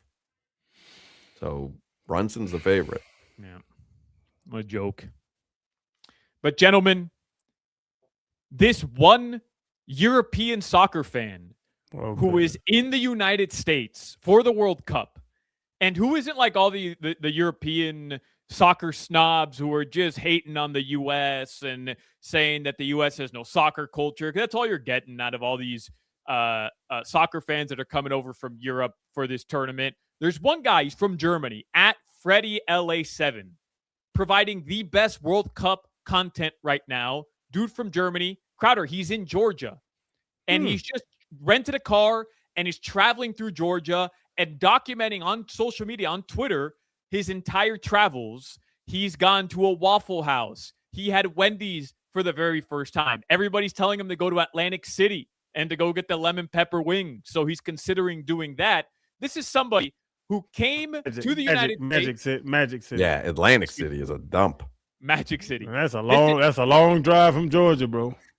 This is somebody who came to the U.S. with an open mind and is genuinely just trying to embrace the environment where he has to be in, because that's where Germany is right now, which is in Georgia. And I love that. He went to Taco Bell. He called it the Holy Land. It's just someone who's embracing being in our country and is trying to have a good time. So this random guy on social media, Freddie LA7, who's gone mega viral, got funky over the weekend. I'm down with that, man. Enjoy what this country has to offer. Real quick, Jimmy, who got funky this weekend? Very easy. Me and my entire family on the cruise, we got funky this weekend. Do the Macarena? Yes. Yeah, it's a big cruise thing. You do the Macarena, see? Yeah. And the conga line. Yeah, of course. You know how to do the Macarena? I don't know, something like that. All right, 4 o'clock hour is coming up. We'll get caught up on headlines. Chris Whittingham will join us in the 4 o'clock hour. Jimmy? Jimmy, you got to hit something, Jimmy. I'm sick of this. How about Unfortunately, I did not. blackjack? Did you hit anything on blackjack? Did you play anything in the casino? I did not. Nothing. You Macarena and didn't get no woman and no nothing? Man, Nope. going on. All right, 4 o'clock hours coming up. Tucker Duke's Lunchbox in Deerfield Beach, the best burgers in South Florida and beyond. It's not just award-winning burgers. Really is one of the most creative menus in South Florida. Go online, tuckerdukesburgers.com. You will see the entire menu right there, tuckerdukesburgers.com. And I told you last week, the burger of the month for June, Mufasa. The king has arrived at Tucker Duke's Lunchbox. 2 8-ounce all-beef patties, melty American cheese, crispy bacon on a toasted rainbow bagel. That is a sandwich, my friend, a hamburger sandwich. Whether you're searching for the best burger in Deerfield Beach, the biggest burger in South Florida, or just a reason to treat yourself, Mufasa is here to rule your summer. That's at Tucker Duke's. Besides burgers, I always remind you, Tucker Duke's, they're loaded with other menu items. The fish dip, which is smoked mahi-mahi fish dip served with house-made tortilla chips, or the bacon-wrapped Korean barbecue ribs, or the nacho tots, or the cheesesteak fries, the portobello fries, the salads, the steak sandwiches. They've got it all. Follow Tucker Duke's on Facebook, Instagram, and TikTok. You'll see all the incredible food they make. Tucker Duke's Lunchbox. It's in Deerfield Beach. It is worth a visit. This is Hawk, Crowder, and Solana. Got a horse running at Saratoga? Give me anything. You got a lottery ticket? You got some numbers? What do you got? Coming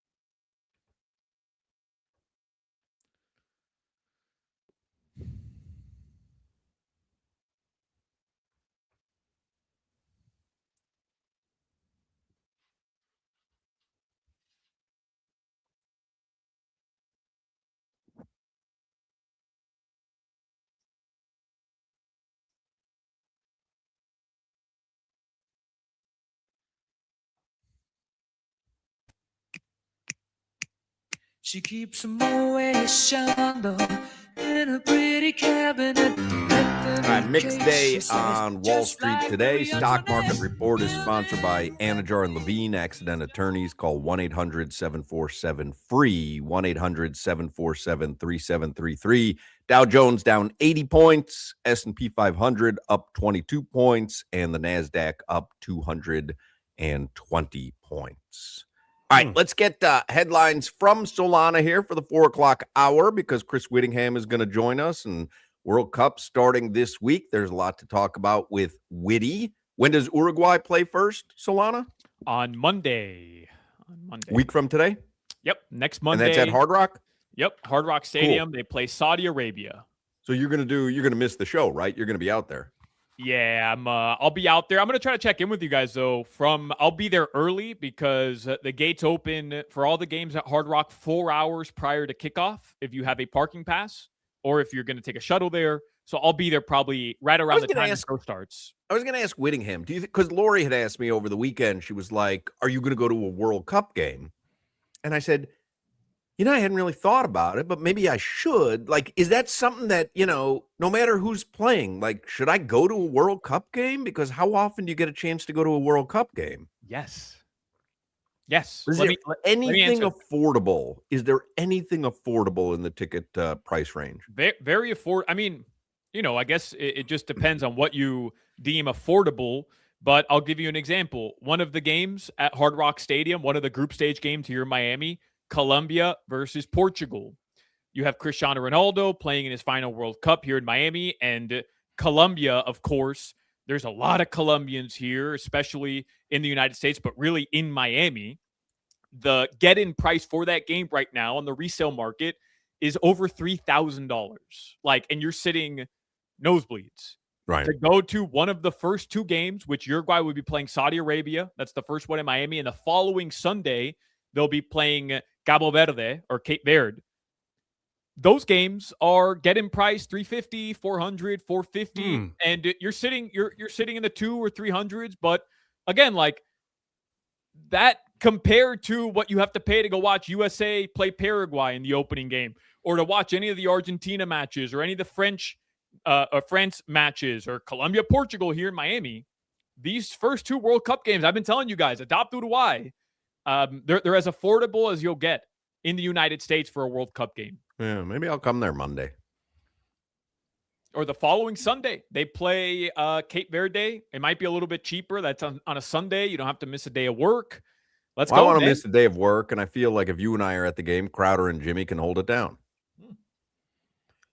Are they still playing soccer, or do they have a basketball game on the side?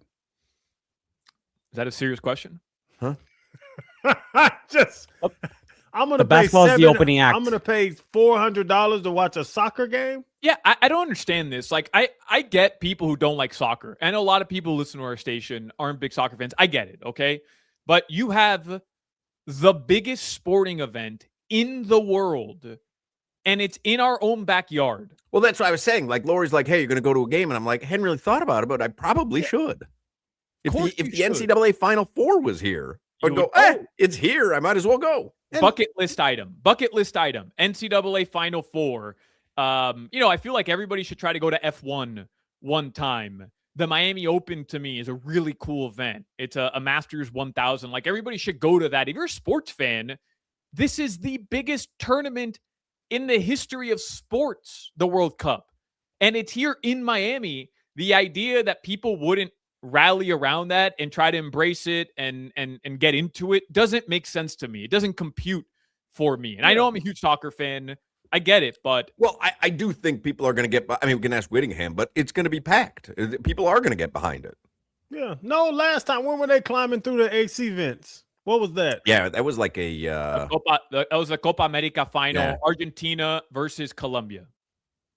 Yeah, no, I understand. I understand that, I'm not naive to the soccer love, but yeah, I got a family of 5. You talking about $5,000? I don't know about that. Well, not if it's $300 a ticket. I don't know where your math is there. That's $1,500. Right. Where's $5,000? Now I got to park. All right. Hot dogs are expensive. Let's do headlines with Solana. We'll ask all our World Cup questions to Whittingham. Headlines brought to you by Darrell Hyundai in Miami. We go to the beach for a little solcito, and when we want a low price, you save with your Pricito. Save now with your Pricito at Darrell Hyundai. By the way, we're going to be doing a soccer show here on the radio station. It's going to be called Summers of Soccer with Solana. It's going to be every Saturday, starting this Saturday. Cool. The U.S. is going to play on Friday night. It's a late game. The second. Where's that game? Where's U.S.? They're in Kansas City? They're in Kansas City, I believe, for that first game. Yeah. Because Whittingham is there for CBS. Whittingham's going to be like one of those on-the-street reporters for CBS. Or maybe that first game's in Los Angeles. I think that first game against Paraguay is in Los Angeles. Let me double check. Well, Whittingham's going to be in Kansas City. On Saturday? On Friday. On Friday? I'll double check. I don't remember where that first game is going to be. No, I know it's big. I'm joking around, but I know it's huge to have the. I mean, you're going to see it with the crowd. I'm just wondering if I should go. I'm not a diehard soccer fan by any stretch of the imagination, but it is kind of a cool event. If the Olympics were here, I would go. Right. When's the 2028 Olympics in LA? No, I mean here. No, I'm saying I'll go to, even being in the U.S., like I got to go to something in the 2028 Olympics in LA because it's the Olympics. So USA Paraguay is LA. Why is Whittingham in Kansas City? Argentina plays Algeria in Kansas City on June 16th. So maybe that's why, or he could just be stationed in Kansas City for a couple days because it's one of the host cities for the World Cup. Because he said, I'll be covering U.S. Paraguay for CBS in the Power and Light District in Kansas City. Yeah. They might just have him stationed there. Yeah. June 16th is Tuesday. That'll be the first game. Argentina, Algeria in at Arrowhead in Kansas City for Group J. Where's the championship game? MetLife, they're calling it New York, New that's Jersey Stadium. I believe one of the semifinals will be here in Miami, which is going to be absolutely insane. And there's a possibility Uruguay and Argentina will meet in the round of 32 here in Miami as well. You'd be outnumbered in that, I think. Yep, we would be outnumbered. This soccer is big, huh? Yeah. It's going to stick around. Yeah. It's going to make it. Yeah. It's got some staying power, I think, for sure. Our guy K-Space says, Mountain Dew is so bad for you, it's banned in a lot of countries. I'm drinking a Zero Baja. Oh, it's delicious. Is that that's zero sugar? Zero sugar. Zero sugar. I'm all in, man. You guys know I hadn't drank any soda for years. Like I'm talking since I was like 15. I cut off soda because I was such a fat kid. Mm-hmm. But these Diet Cokes, been drinking, been crushing some fridge cigs. Diets lately. Or zeros? Diets. Nah, I got to get the zero. No, I don't like the zero. I told you it tastes chalky to me. But the Diet Coke, crazy. No 0 calories. The 0 calories from the Diet Coke, a little DC, like a gentleman. There's something there, man. DC like a gentleman. Just pull out a fridge cig and you rip it. Woo-hoo! Diet Coke, man. I think I'm back. Tell me anything I don't know, but it's all about the zero. Speaking of crumble, same thing. Did you see the crumble drink that I sent you guys the other day? Crumble cookies, as delicious as they are, you should probably eat 1/2 of a crumble cookie once a year. Like that. That's how sugar laden they are. I mean, like crazy.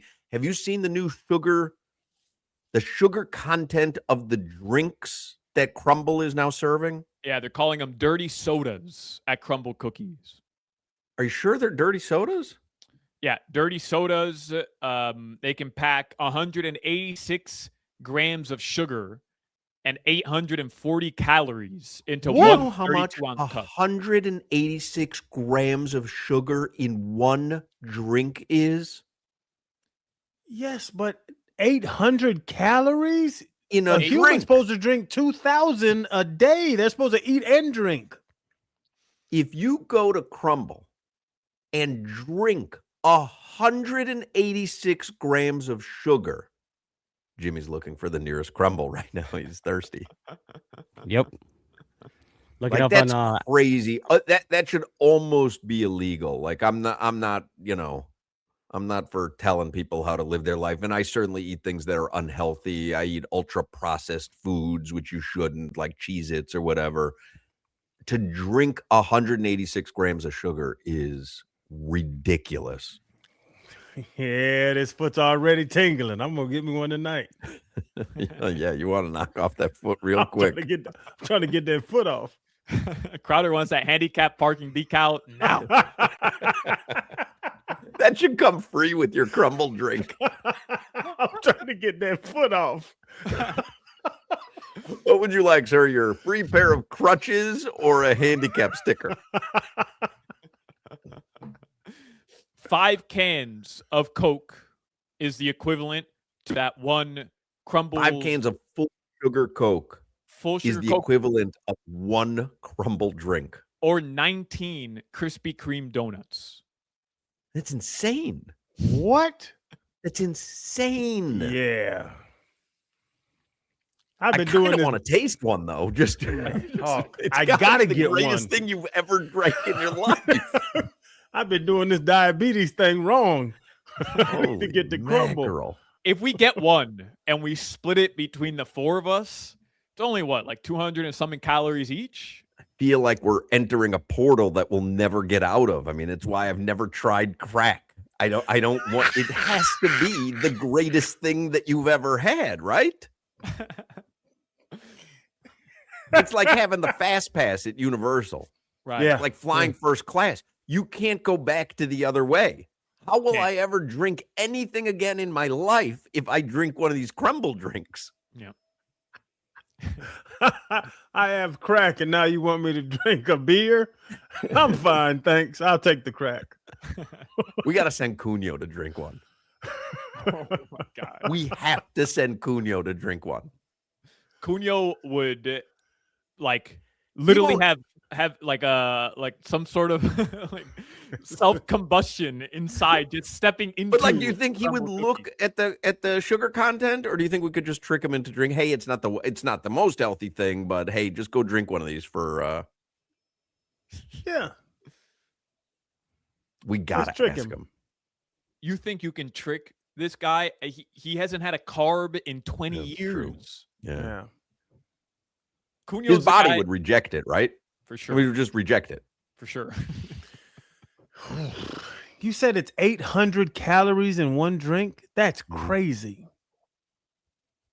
Which really means it's like 1,000. Let's be Right. honest. You know that they underestimate that. Yeah. No. I'd rather just have a good nut. Oh, Tom Brady's drink. Right. Oh, okay. I didn't know what we were talking about. All right, finish up the headlines because I do want to have time with Whittingham. The NBA Finals, Game 3 is tonight. New York City's basically, or Manhattan is on lockdown because President Trump will be in the building tonight. Everybody has seen the videos. I saw Shams Charania was live on ESPN a few moments ago on ESPN Today, saying that the Secret Service came to kind of like question him, and he lost his AirPods case. There's barricades all around Madison Square Garden leading up to the event tonight. It is a chaotic scenes ahead of the hottest ticket maybe in New York in, I don't know, years, over a decade. Way to make it convenient for everybody, Prez. And I'm going to New York tonight Oh, that's right. You're flying in tonight. to work tomorrow in the city. It's going to be 17 hours to drive around in New York. Nah, tomorrow. not by. What time you landing tonight? Land at 11. Nah. That's in the middle of the game, though. So when the Oh, let what time out, does it start? 8:30. yes. So I Oh, get off yeah. the plane, Hawk. I Yeah. walk out the airport. Now it's 12:30. Now I'm headed into the city. Yeah. Yeah, I'm gonna sit in the car for 6 hours. Well, no, just take the subway, take the train. I'm not getting on that P Take machine. the subway, man. Have you ever seen the Warriors? No, Jack. Salon, have End you up ever on took the Coney subway? Island? You're fighting with the orphans and the You've Lizzies. taken the subway from the airport into the city. Yes, 100% I have. That's crazy talk. Yeah, no, With luggage, Yeah, why not? with like a bag. Yeah, like a multiple, maybe like a No carry-on chance. and a bag. I don't believe you. I don't believe you. That's a What do you lie. mean? I do it all the time. I don't believe you. I'm going When's to the New York. last time you've been in New York? Your sister lives in New England. Yeah, what are you doing? You're going to He's Times lying. Square? He already told us. I swear I'm not lying. I fly into JFK and then you take the train. When I go visit my sister, I go to Long Island. So you take the path.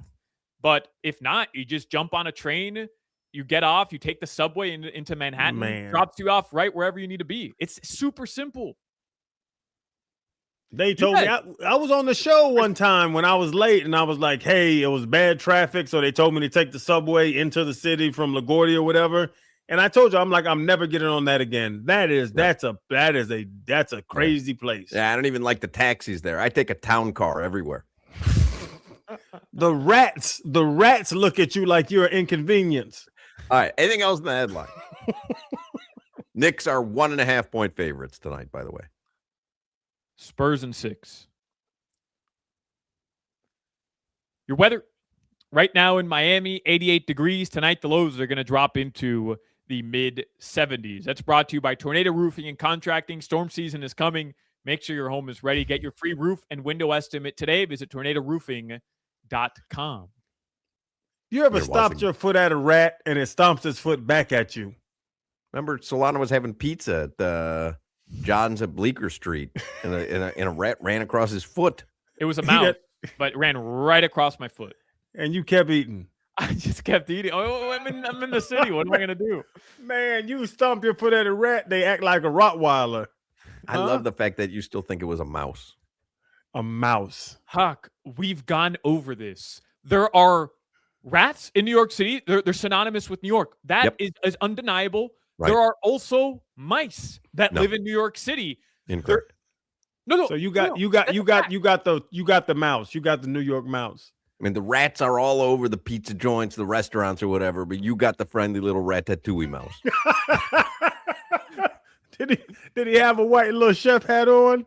First of all, the ratatouille is a rat. It says rat in the name. Ratatouille. It's not a mouse. Debatable. And second of all, ratatouille is a dish. Right. But why do you think they had the rat cooking the ratatouille? Because it was a mouse. Because it was a mouse, and that was the funny part. Man, where's Chris Broussard when you need him, man? New York's rodent population. This is from New York City. All right. New York's rodent population is primarily dominated by the Norway rat or brown rat and the house mouse, with citywide estimates ranging between 2 million and 3 million of each. And guess where? The house mouse stays in the house. Yeah. The rats are out at the mouse. restaurant climbing over your feet. You're a house mouse. Chris Whittingham is going to join us in the next segment. In Miami, we go to the beach for a little solcito and dance the day away with a little salsita. And when we want a low price, you know you always pay less with your Pricito at Doral Hyundai. Take advantage of their Pricito right now on all your favorite new Hyundai models like a new 26 Tucson, Elantra, Santa Fe, Palisade, and more. And every new Hyundai comes with owner assurance, America's best warranty, 10-year, 100,000-mile powertrain warranty. Get the best value for your money with easy financing and fast service. You'll always pay less with your Pricito at Doral Hyundai. This is Hawk, Crowder, and Solana. I have this fantasy, I've had this for years, of becoming obese and bedridden and just watching TV all day and having people bring me food.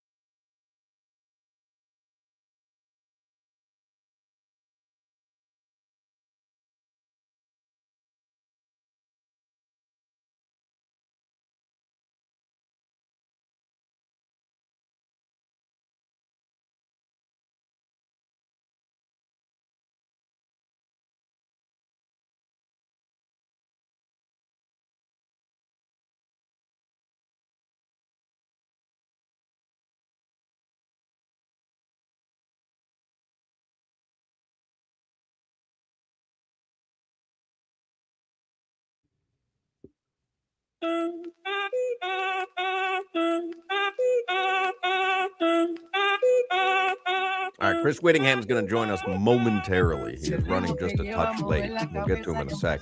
I did notice one thing. I've noticed this before when I drink a Mountain Dew Zero. You know, I drink Coke Zero and 7-Up Tropical something Zero. Mountain Dew Zero is the only one that has 5 calories. Everything else has 0 calories. Where do you think the calories come from in a Mountain Dew Zero? Asbestos? one of those crazy ingredients that we don't know what they are. Like, why does it have 5 calories when no other Zero Cola does? I always find that to be fascinating. It's funny, the spin drifts, those seltzers. Yeah. Those are like that. It'll be like one of them have 5 8 calories? calories. No, it'll be 8 calories, but then the lemon will be 12 and the passion fruit will be 11. And it's just, I just think it's kind of the stuff they put in there to trick us. Interesting.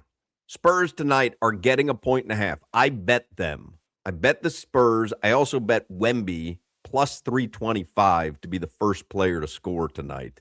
That one, obviously, that's a scratch-off lottery ticket. You don't know. I mean, he should get the tip, but then the ball's got to get back into his hands. I don't know. Who knows? But anyway, I have the Spurs plus 1.5. You think the Spurs are going to win? I do. And that's the funny thing, Hawk. They have to win. Like, it's funny to say they have to win, but the energy in Madison Square Garden night is going to be stupid. But I'm almost going off emotion, which I don't usually do. But they have to win this game to have any chance of winning this series. I just don't think the Knicks are sweepably better than the San Antonio Spurs. The Spurs got past Oklahoma City. Hawk, they beat them twice at home. I don't understand. Hawk, the Spurs lost twice at home, Hawk. I see Whittingham is signing in. I don't know where he's signing in from, but I don't see anything on his camera, though. Is he joining us via audio or does he have video attached to this? Do you know? It was going to be video, but I'll double check with him right now. All right, we'll see here. Chris Whittingham is on the Toyota of Hollywood hotline once we get him connected here. He's a soccer broadcaster for CBS and Apple TV. I told you, he's going to be part of CBS's coverage for the World Cup match this Friday. He's going to be situated at the Power and Light District covering the scene for USA and Paraguay. And I see he's signed in, but I don't think he's there yet. I'm going to have him call in. I like to see Whitty on. I like to see Whitty on video because he's a looker. I know. It's the only reason I had him on. I could talk to him on the phone anytime I want. What's going on with Whittingham? This is a terrible radio appearance by him. He's a professional at this. KC is pretty fun. I don't know about that. What? That little strip with the bars, the double road with the... Oh, you're not invited to the fun places. I've never been to Kansas City. It's pretty cool. It's a small little fun area, but it's like tight. Like it's a almost Cincinnati? like yes, very Cincinnati-ish. You hit it on the head. It's like Wynwood, where you have those 6 blocks, but outside of there is nothing. It's kind of like that. What do we think we're doing here? Should I vamp or? I told him to call in, so we'll see if he calls in any second now. Kind of shocking behavior from him, no? Well, I mean, hockey could just be dealing with a little bad internet connection. It happens. I mean, you dealt with an earthquake earlier. Right, and I was still here. I never missed a minute of the show. I mean, Crowder died on a Sunday, played on Saturday. 14 tackles, 2 sacks, 2 interceptions, 1 ran back for a touchdown. Saturday, Sunday, whatever. What's the difference? Is Whitty there, Jimmy? He is not. He's not there. What is going on here? Hey, it's the World Cup. You got a lot going on, a lot of moving parts. I don't know why I'm defending him. I keep taking this position of defending Whittingham. Yeah. I don't know. He's going to come on and torch you for some reason. Yeah, probably. Light him up. Yeah, there show me up. Entering the studio now. What is this situation, Whittingham? I find it to be highly disturbing. You gave Mike Ryan over an hour of your time. I'm sure you showed up on time for the Le Batard show and whatever podcast you were doing there. You were supposed to be on with us at 4:30. It's 4:37 now. What exactly has transpired here that made us disrespected in this kind of fashion? I was told that the taping for our CBS program was going to be at 3. We didn't start until like 3:30. Then we're running late and we're throwing things on, and the internet. And of course, like today's the day that the internet doesn't work. So here we are. It was the network card on us. I've got no response. He pulled the network card on us. Network? No, I mean, I mean, you said CBS. Like if you had said, "Hey, Paramount Plus," I'd have gone, "Oh, Paramount Plus, big deal." You dropped the network card on us. Now I got nowhere to go with that. I mean, the show air. I mean, it's this show is not airing on like CBS Channel 4. It's airing on like it is airing on streaming channels, but we just say like we're at CBS. But I mean, this isn't airing like on 7 p.m. tonight after the evening news. Are you gonna look man us? Yeah, that's what happened. It was like we don't even have time to talk to him now. We just have to direct everybody to Mike Ryan's podcast. What are you going to break at 49? We got 11 minutes to talk here. I feel like we got short shrift here. What'd you talk about with Mike? We broke down all 12 World Cup groups. Do you want to do that now? We can do Not really. like World Cup groups in a minute. Not really. So now, why are you going to be in Kansas City if USA Paraguay is in LA? So I don't know if you've ever seen, but there are these great videos from the Power and Light District. It's like this like big town square that's right in the middle of Kansas City where like thousands of fans get together. So we decided to sort of camp around like big groups of fans rather than outside, like 3 miles away from SoFi Stadium or whatever. So we're actually going to be in and amongst the people. So we're going to be at the Power and Light District covering the USMNT match for CBS. Through them like that guy does for the F1 races? Do what? You're going to walk through the crowd like that guy with the F1 like races? Do a grid walk? That actually is a great idea. We should do that. We should go through the crowd just talking to US fans. And although I don't know if we're going to have the same level of celebrity. Maybe Sudeikis will be there. He's a big Kansas City guy, but but I don't know if there's going to be any big time celebrities there. All right, go ahead, Solana. What do you want to talk about World Cup wise? Because I know he wet your beak there a little bit with the rip through 12 finalists. You got all excited. Yeah, I just want to compare what your group of death is compared to Hawk and Crowder's group of death, because I know they've been chomping at the bit to really dive deep into this. But what is, Woody, now that we've had the lead up and we've all broken down, we know what the rosters are going to be, what is your official group of death for the World Cup? My official group of death for the World Cup is the group with France, Senegal, and Norway. France, of course, runners-up in 2022, and they're actually playing right now, and they're just loaded. They're so loaded with high-level talent attackers that, I mean, if the United States produced one of them, we'd be dying. We'd be dying at the idea that produce one player that's this good, and they have 7 of them. It's ridiculous. So France, Senegal, who won the African Championship in February, they've since had it taken away due to a protest that happened in the middle of the game. It's a whole big thing. And then Norway, despite the fact they haven't made it since the year 2000 to any major tournament, they're fantastic in terms of the level of player that they have, particularly in the striker position. They've got 3 really good center forwards, including probably the best in the world in Erling Haaland. So Norway are a team that I'm really looking out for. So yeah, you got 3 of those teams in one group. You compare it to some others. You compare it to Argentina's group, which is an absolute cakewalk for them. They should get 9 points with no problem. Those 3 teams will have a really tough time. And Woody, I'm joking with him because I'm like, I don't know what's going on with this thing. Group of death. I don't know what the group of death is. My group of death is Jordan Jordan, the guy that punched me in the mouth at the golf course when I was 11. He's my group of death. Story. White guy. It's a good story, but it's like is the U.S. responding to this as well, because we're not football fans as well as the round the world football fans. Yeah, I mean, look, based off what we've seen over the course of the last weekend, there is a fairly significant response happening to this tournament. So you look at the United States playing their send-off match against Germany, sold out Soldier Field for that one. The crowd looked awesome. Argentina are actually playing 2 friendlies, including one tomorrow night, I believe, against Iceland on college campuses. So they came pretty damn close to selling out Kyle Field at Texas A&M. They're playing at Auburn's campus tomorrow in front of a sold-out Jordan Hare as well. And you just see all over the country. Brazil played Egypt, full stadium in Cleveland, the Brown Stadium.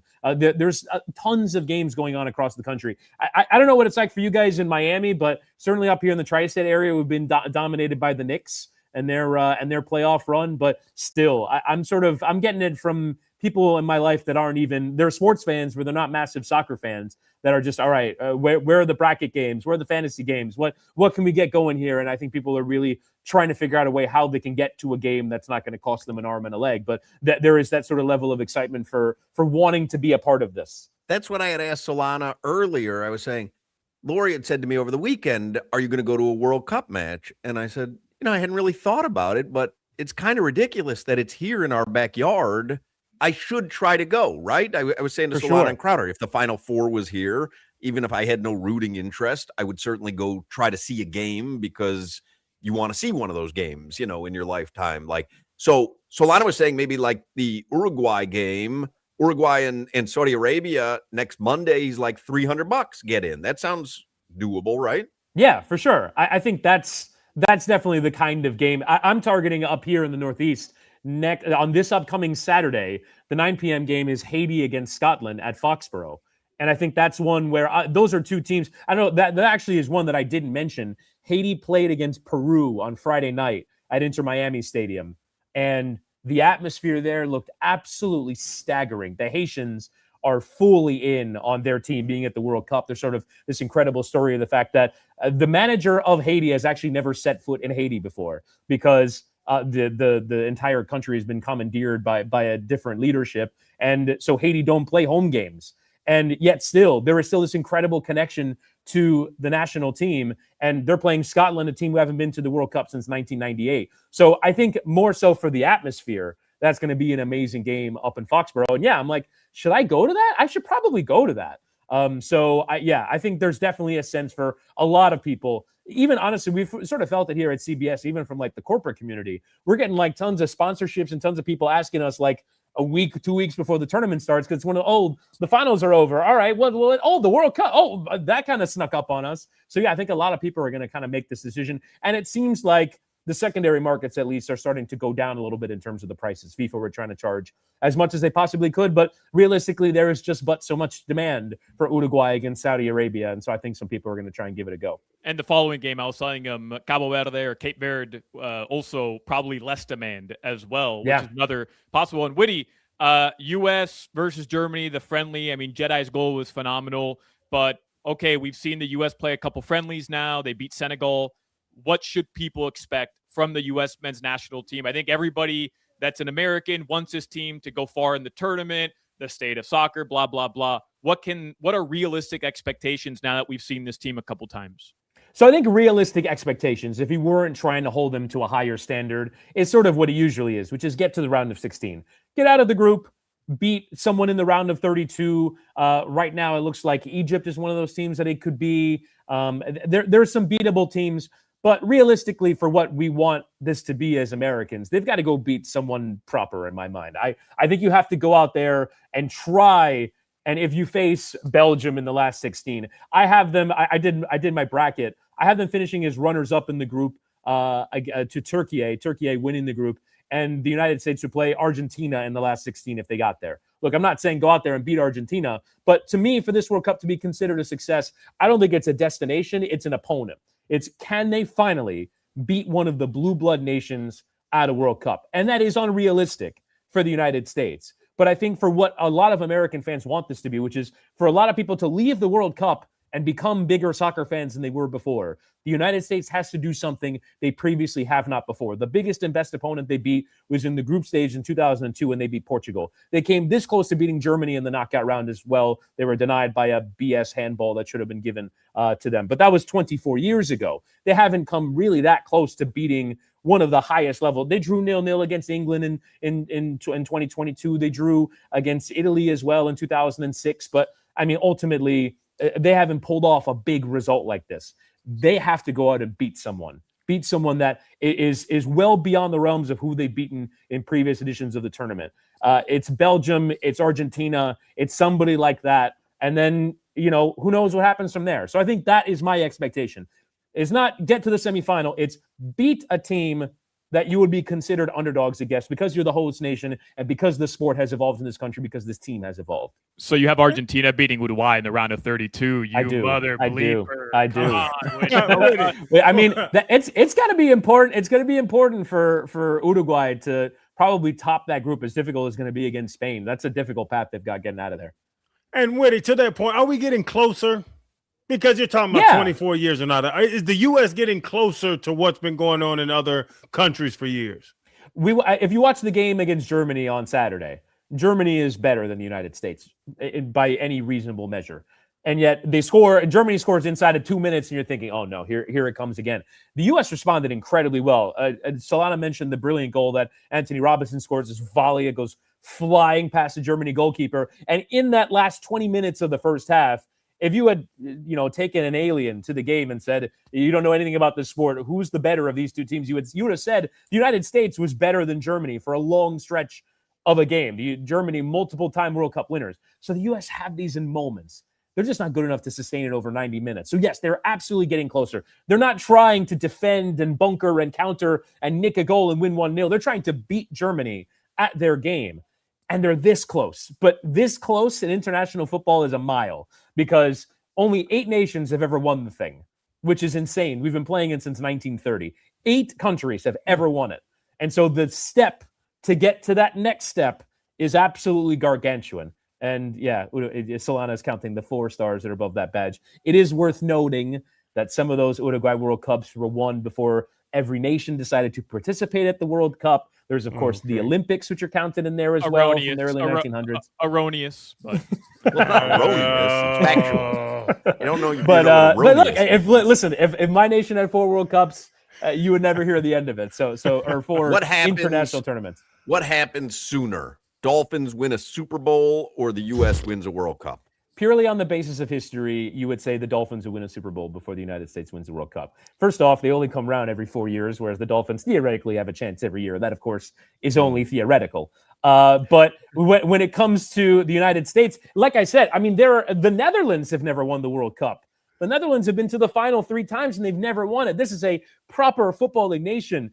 Football runs through their blood in the Netherlands, and they've never won it. The number of countries that have never won it, that have been at this for hundreds of years, is kind of staggering. So for the United States to get there, it's going to take, I would say, probably another generation at least. It's going to take MLS rising to a much higher level, I would say, than it is right now, which isn't to denigrate it. It's to say that, again, the levels of the Premier League, you're talking about every team spends hundreds of millions on their team. And that's just not a reality right now in the United States. The development, the culture, the sort of feeling of the sport, I think it's going to have to capture hearts and minds at a level that right now, I guess you would call them 4 major sports have right now. Soccer has to be played on the streets of Miami, whether it's in, Hialeah or Pembroke Pines or Liberty City or wherever. Like, it has to be sort of that level. It has to be an inner city game that is felt by people all around the country in order to really take that next step. So for me,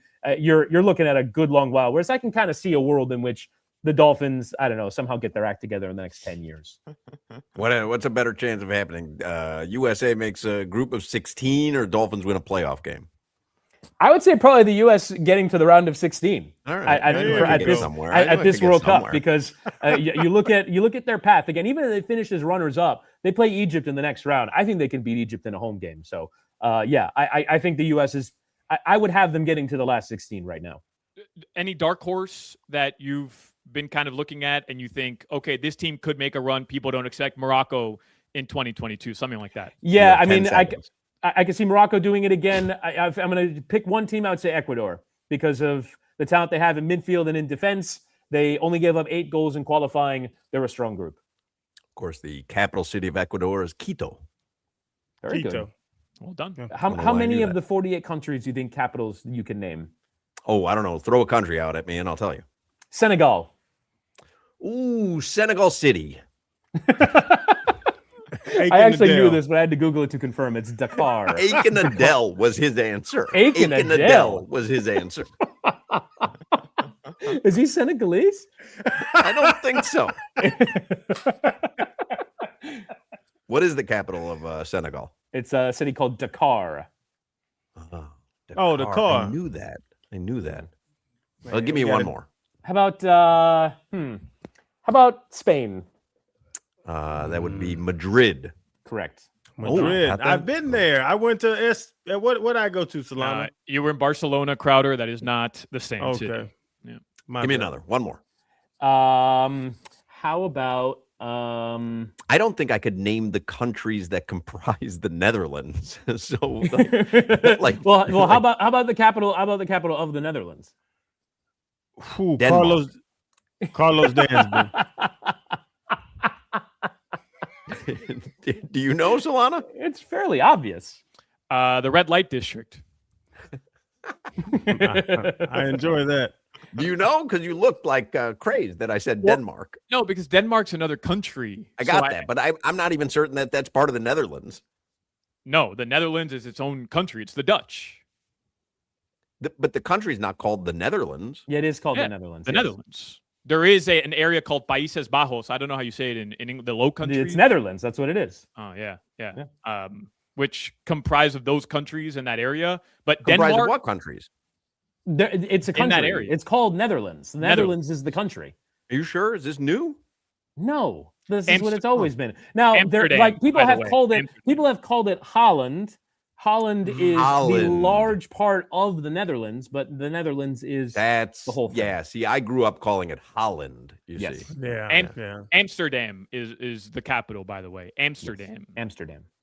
Of Holland. Beautiful airport. Beautiful airport. Of Netherlands. Right. So when did that happen? Does Amsterdam have a nice airport? What's the nicest airport you've been to? Oh, man. Amsterdam. Oh. Charles de Gaulle. FLL. I love Lauderdale.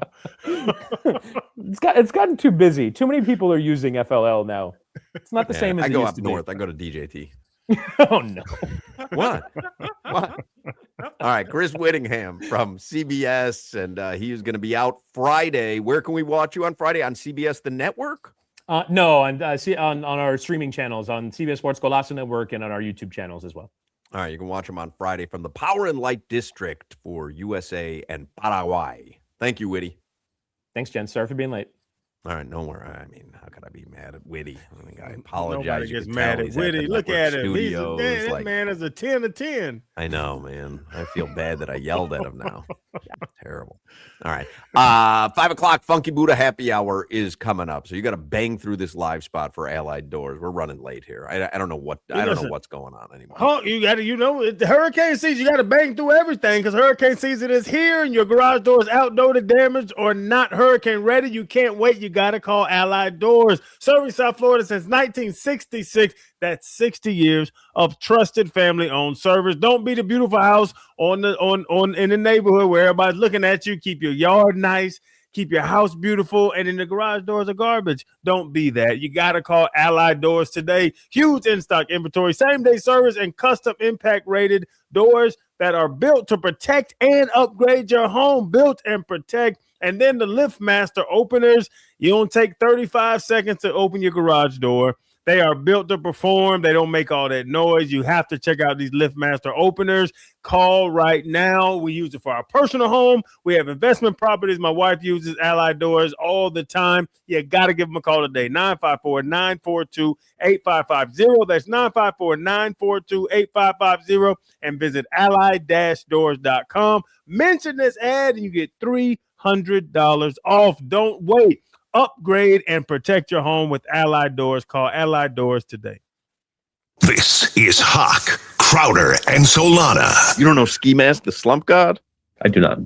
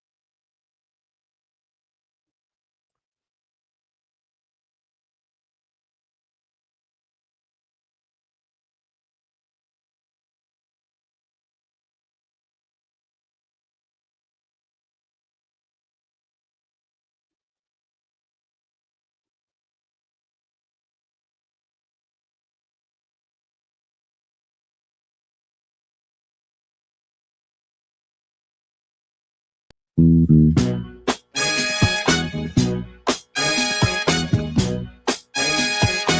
little KC and the Sunshine Band. Start out the 5 o'clock Funky Buddha Happy Hour. I like it, Jimmy. 5 o'clock hour is the Funky Buddha Happy Hour. Starting it a little bit late. We went long with Whittingham, but World Cup fever is upon us. Had to make sure that we give it some time. Funky Buddha tonight in Oakland Park. Dan Day will be hosting trivia. Maybe you want to watch a little basketball. You've got New York and San Antonio, game 3. You can watch it at Funky Buddha tonight and enjoy some trivia, your chance to win prizes with Dan Day.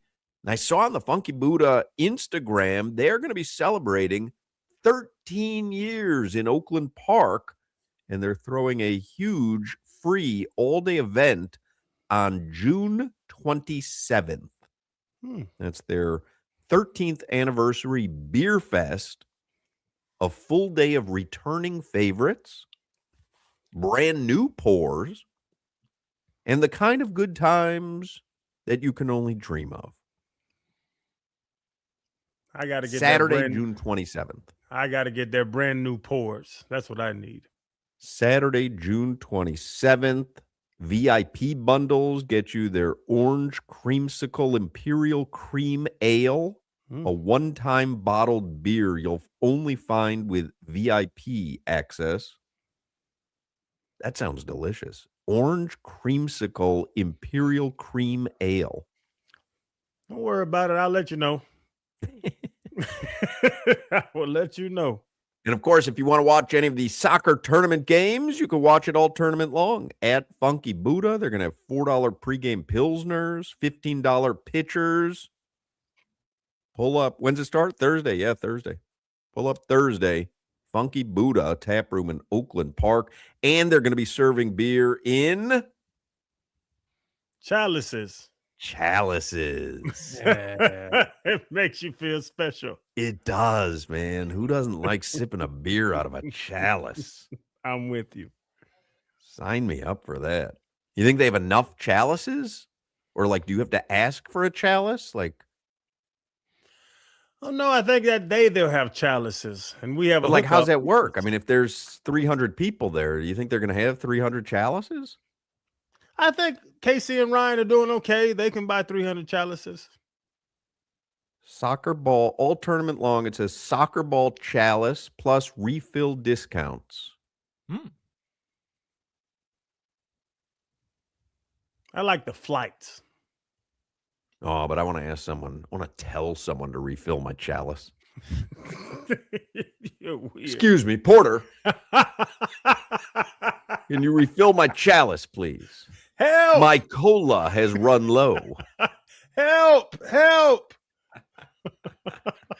I want to become that guy. Guy that yells help when he needs a new drink. I want to become that guy. That was the weirdest thing I've ever seen in my life. I didn't believe you, but you swore that it was 100% true. Yep. It was what was that? Naples. Naples. Yep, out in Naples. I was with some billionaire dude. I didn't know he was it was one of them soccer teams, Manchester United, and they sold it.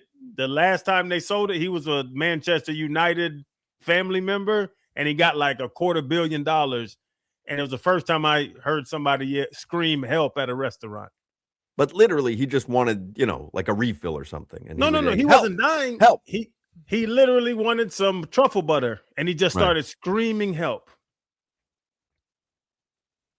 Odd. Well, when you get that kind of money. I was going to say, Hawk, I don't know how I'd act if somebody gave me $250 million. Oh, I know how I'd act. You wouldn't like it, but you'd hang around me. I'm never pulling my credit card out. I would only be drinking out of chalices, whether the place had one or not. I'd be at Wendy's. Excuse me. You barely filled this chalice with Frosty. Help! All right, headlines, because Ira Winderman is going to join us this hour, although he was really on with us in the 2 o'clock hour, but you're going to want to hear it, Heat fans. It's already going viral. So you're going to want to hear it. Headlines brought to you by Doral Hyundai in Miami. We go to the beach for a little solcito, and when we want a low price, we save with a Pricito. Save now with your Pricito at Doral Hyundai. How about a little Panthers news? Okay. They've agreed to terms with goaltender Cooper Black. Who's that? 2-year, two-way contract. Mike Cunha tweets out that the Panthers give a 6'8" goalie a two-way deal on June 8th. He's 6'8", and today happens to be 6'8", June 8th. Wow. 6'8". Yeah. That's a big human. Has to be one of the tallest goalies in history, no? Ooh, I'm sure he's up there. Yeah. Oh, it got to be. There's not a lot of 6'8" people in the world. You think Wemby could play goalie? Like, had he trained his entire life? No. Not if Carl Anthony Towns has the puck. What about like Hassan Whiteside? 7'2", 7'1". Could he have played goalie? Had they trained their entire life? Why not? No. This guy's 6'8". Why not? Because you're. I mean, do you think you could play goalie if you trained your entire life? Well, no, but I'm not. I'm not like freakishly large. I'm saying one of these freakishly large humans, 7 No, I understand what you're saying. I'm just saying you're suggesting that if anyone who's tall trains at anything for their entire life, and I'm just saying, what if you trained your entire life? You could train your entire life. You could never play NHL hockey. No, I understand that, and I happen to disagree. I probably could have, but if a professional athlete, no, 7 feet, Dwight Howard, for example, wildly athletic, and chose to play basketball. You don't think Dwight Howard could have been an NHL goalie? Why not? No. Why? So the difference Because between he doesn't know the footwork, he doesn't know the angles, he doesn't know the game. Well, right. That's why had he grown up playing hockey, he would have known all those things. He would have had a hockey background. He would have played hockey. I'm saying so. This guy's 6'8", and he's a goalie. He just got an NHL contract. He's 6'8". Dwight Howard was 6'11". You're telling me 3 inches is the difference between somebody being a successful goaltender and not a successful goaltender? Let me take this one. This goalie that they just signed, could he start for the Spurs because he's 6'8"? If he played basketball his whole life, this is ridiculous. But the person on the chat makes a great point. Whiteside trained for basketball his whole life. He could barely play in the NBA. Fair point. No. All right. I told you the story. There was a dude that was about 6'10" working at Church's Chicken one time. And I asked him, I was like, bro, you ain't never play basketball? He was like, no. I said, why? I don't really like basketball. Why? Like, you're 6'10". Like, he was back there serving chicken. He gave me a 4-piece spicy with biscuits. Man, love chicken.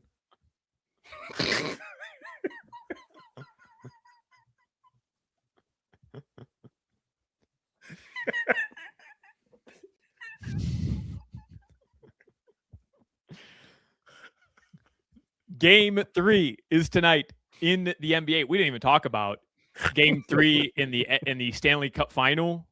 One of the wildest hockey games. These finals, both of them, basketball and hockey, have been unbelievable. They've been unbelievable. They have. Yeah. What about the guy scoring 2 goals on himself? Oh, kind of terrible. We have to fight in the locker room. Hey, stop shooting it off my puck, off my skate. I'm your goalie. We're in white. We're wearing white tonight, big man. Yeah, that was frustrating. Tonight's game will be at 8:30 p.m. You find your passion in life. No, honestly, you find your passion in life. He found his passion, Church's Chicken. I swear, dude was 6'10", asking me, what do I want? And I'm like, and I just stopped. I was like, bro, you play basketball at all? Love of chicken holds no boundaries.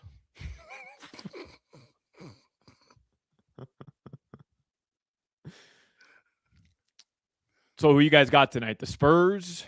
We're all going with the Spurs? I bet the Spurs. I got to see if all my televisions work correctly or whatever. I had that earthquake earlier. Hawk, do you think the Spurs are going to win, or do you know the Spurs should win? I think they're going to win. I refuse. I thought they were going to sweep. I refuse to believe that they're going to be down 3-0 to this Knicks team. I refuse to believe it.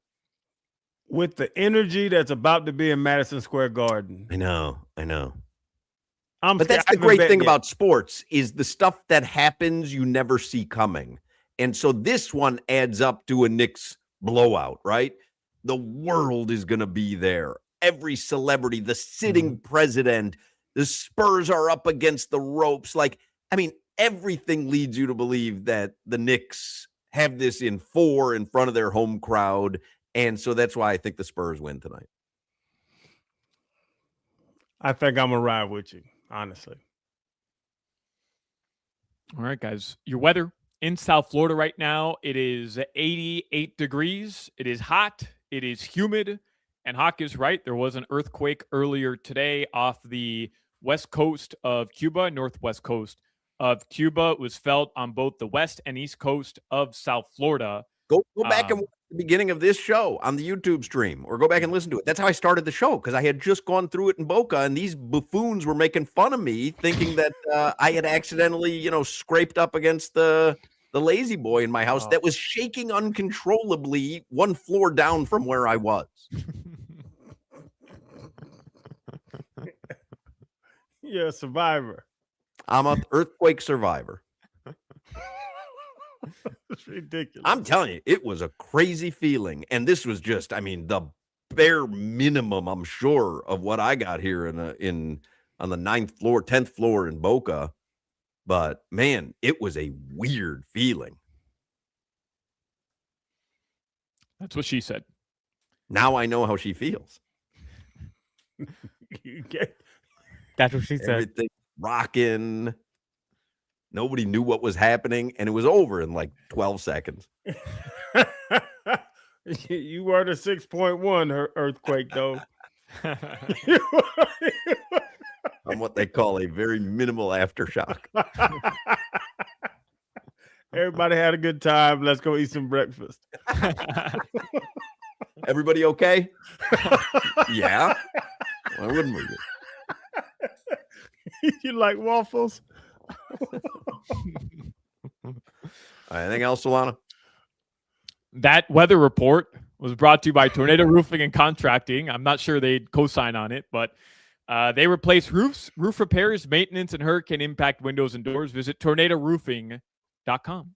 Ira Winderman talks basketball and Giannis to the Heat in the next segment. Just because you're getting older doesn't mean you have to feel like it. If your energy is low, your sleep is kind of off, your weight doesn't seem to budge, you got brain fog, your sex drive isn't what it used to be, Atlantic Men's Clinic can be the answer. If your game just isn't where it should be, less energy, less drive, not feeling like yourself, you deserve to feel your best. It's why I started getting testosterone at Atlantic Men's Clinic.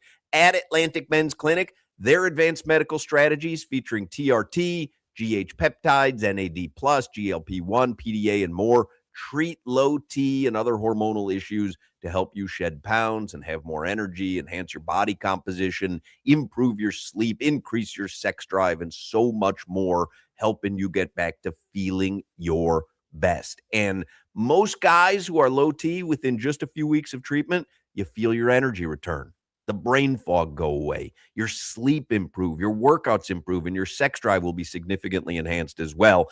Atlantic Men's Clinic, they have served South Florida since 2020. Most men, they'll wait a year longer before they call or look online. There's no need to wait. You don't have to ignore the signs. Call today. Take that first step towards feeling better again. They have 7 locations in South Florida, so call them. 877-455-7300. 877-455-7300, or you can visit AtlanticMen'sClinic.com. Featured therapies are compounded and have not been evaluated nor approved by the FDA. Provider prescription required. See website for details. You're listening to the Hawk, Crowder, and Solana Show. Tighten your ass up, whale. WQAM, broadcasting live from the Ed Moore Sawgrass Auto Mall Studios. Shop massive savings on a massive Chevy inventory.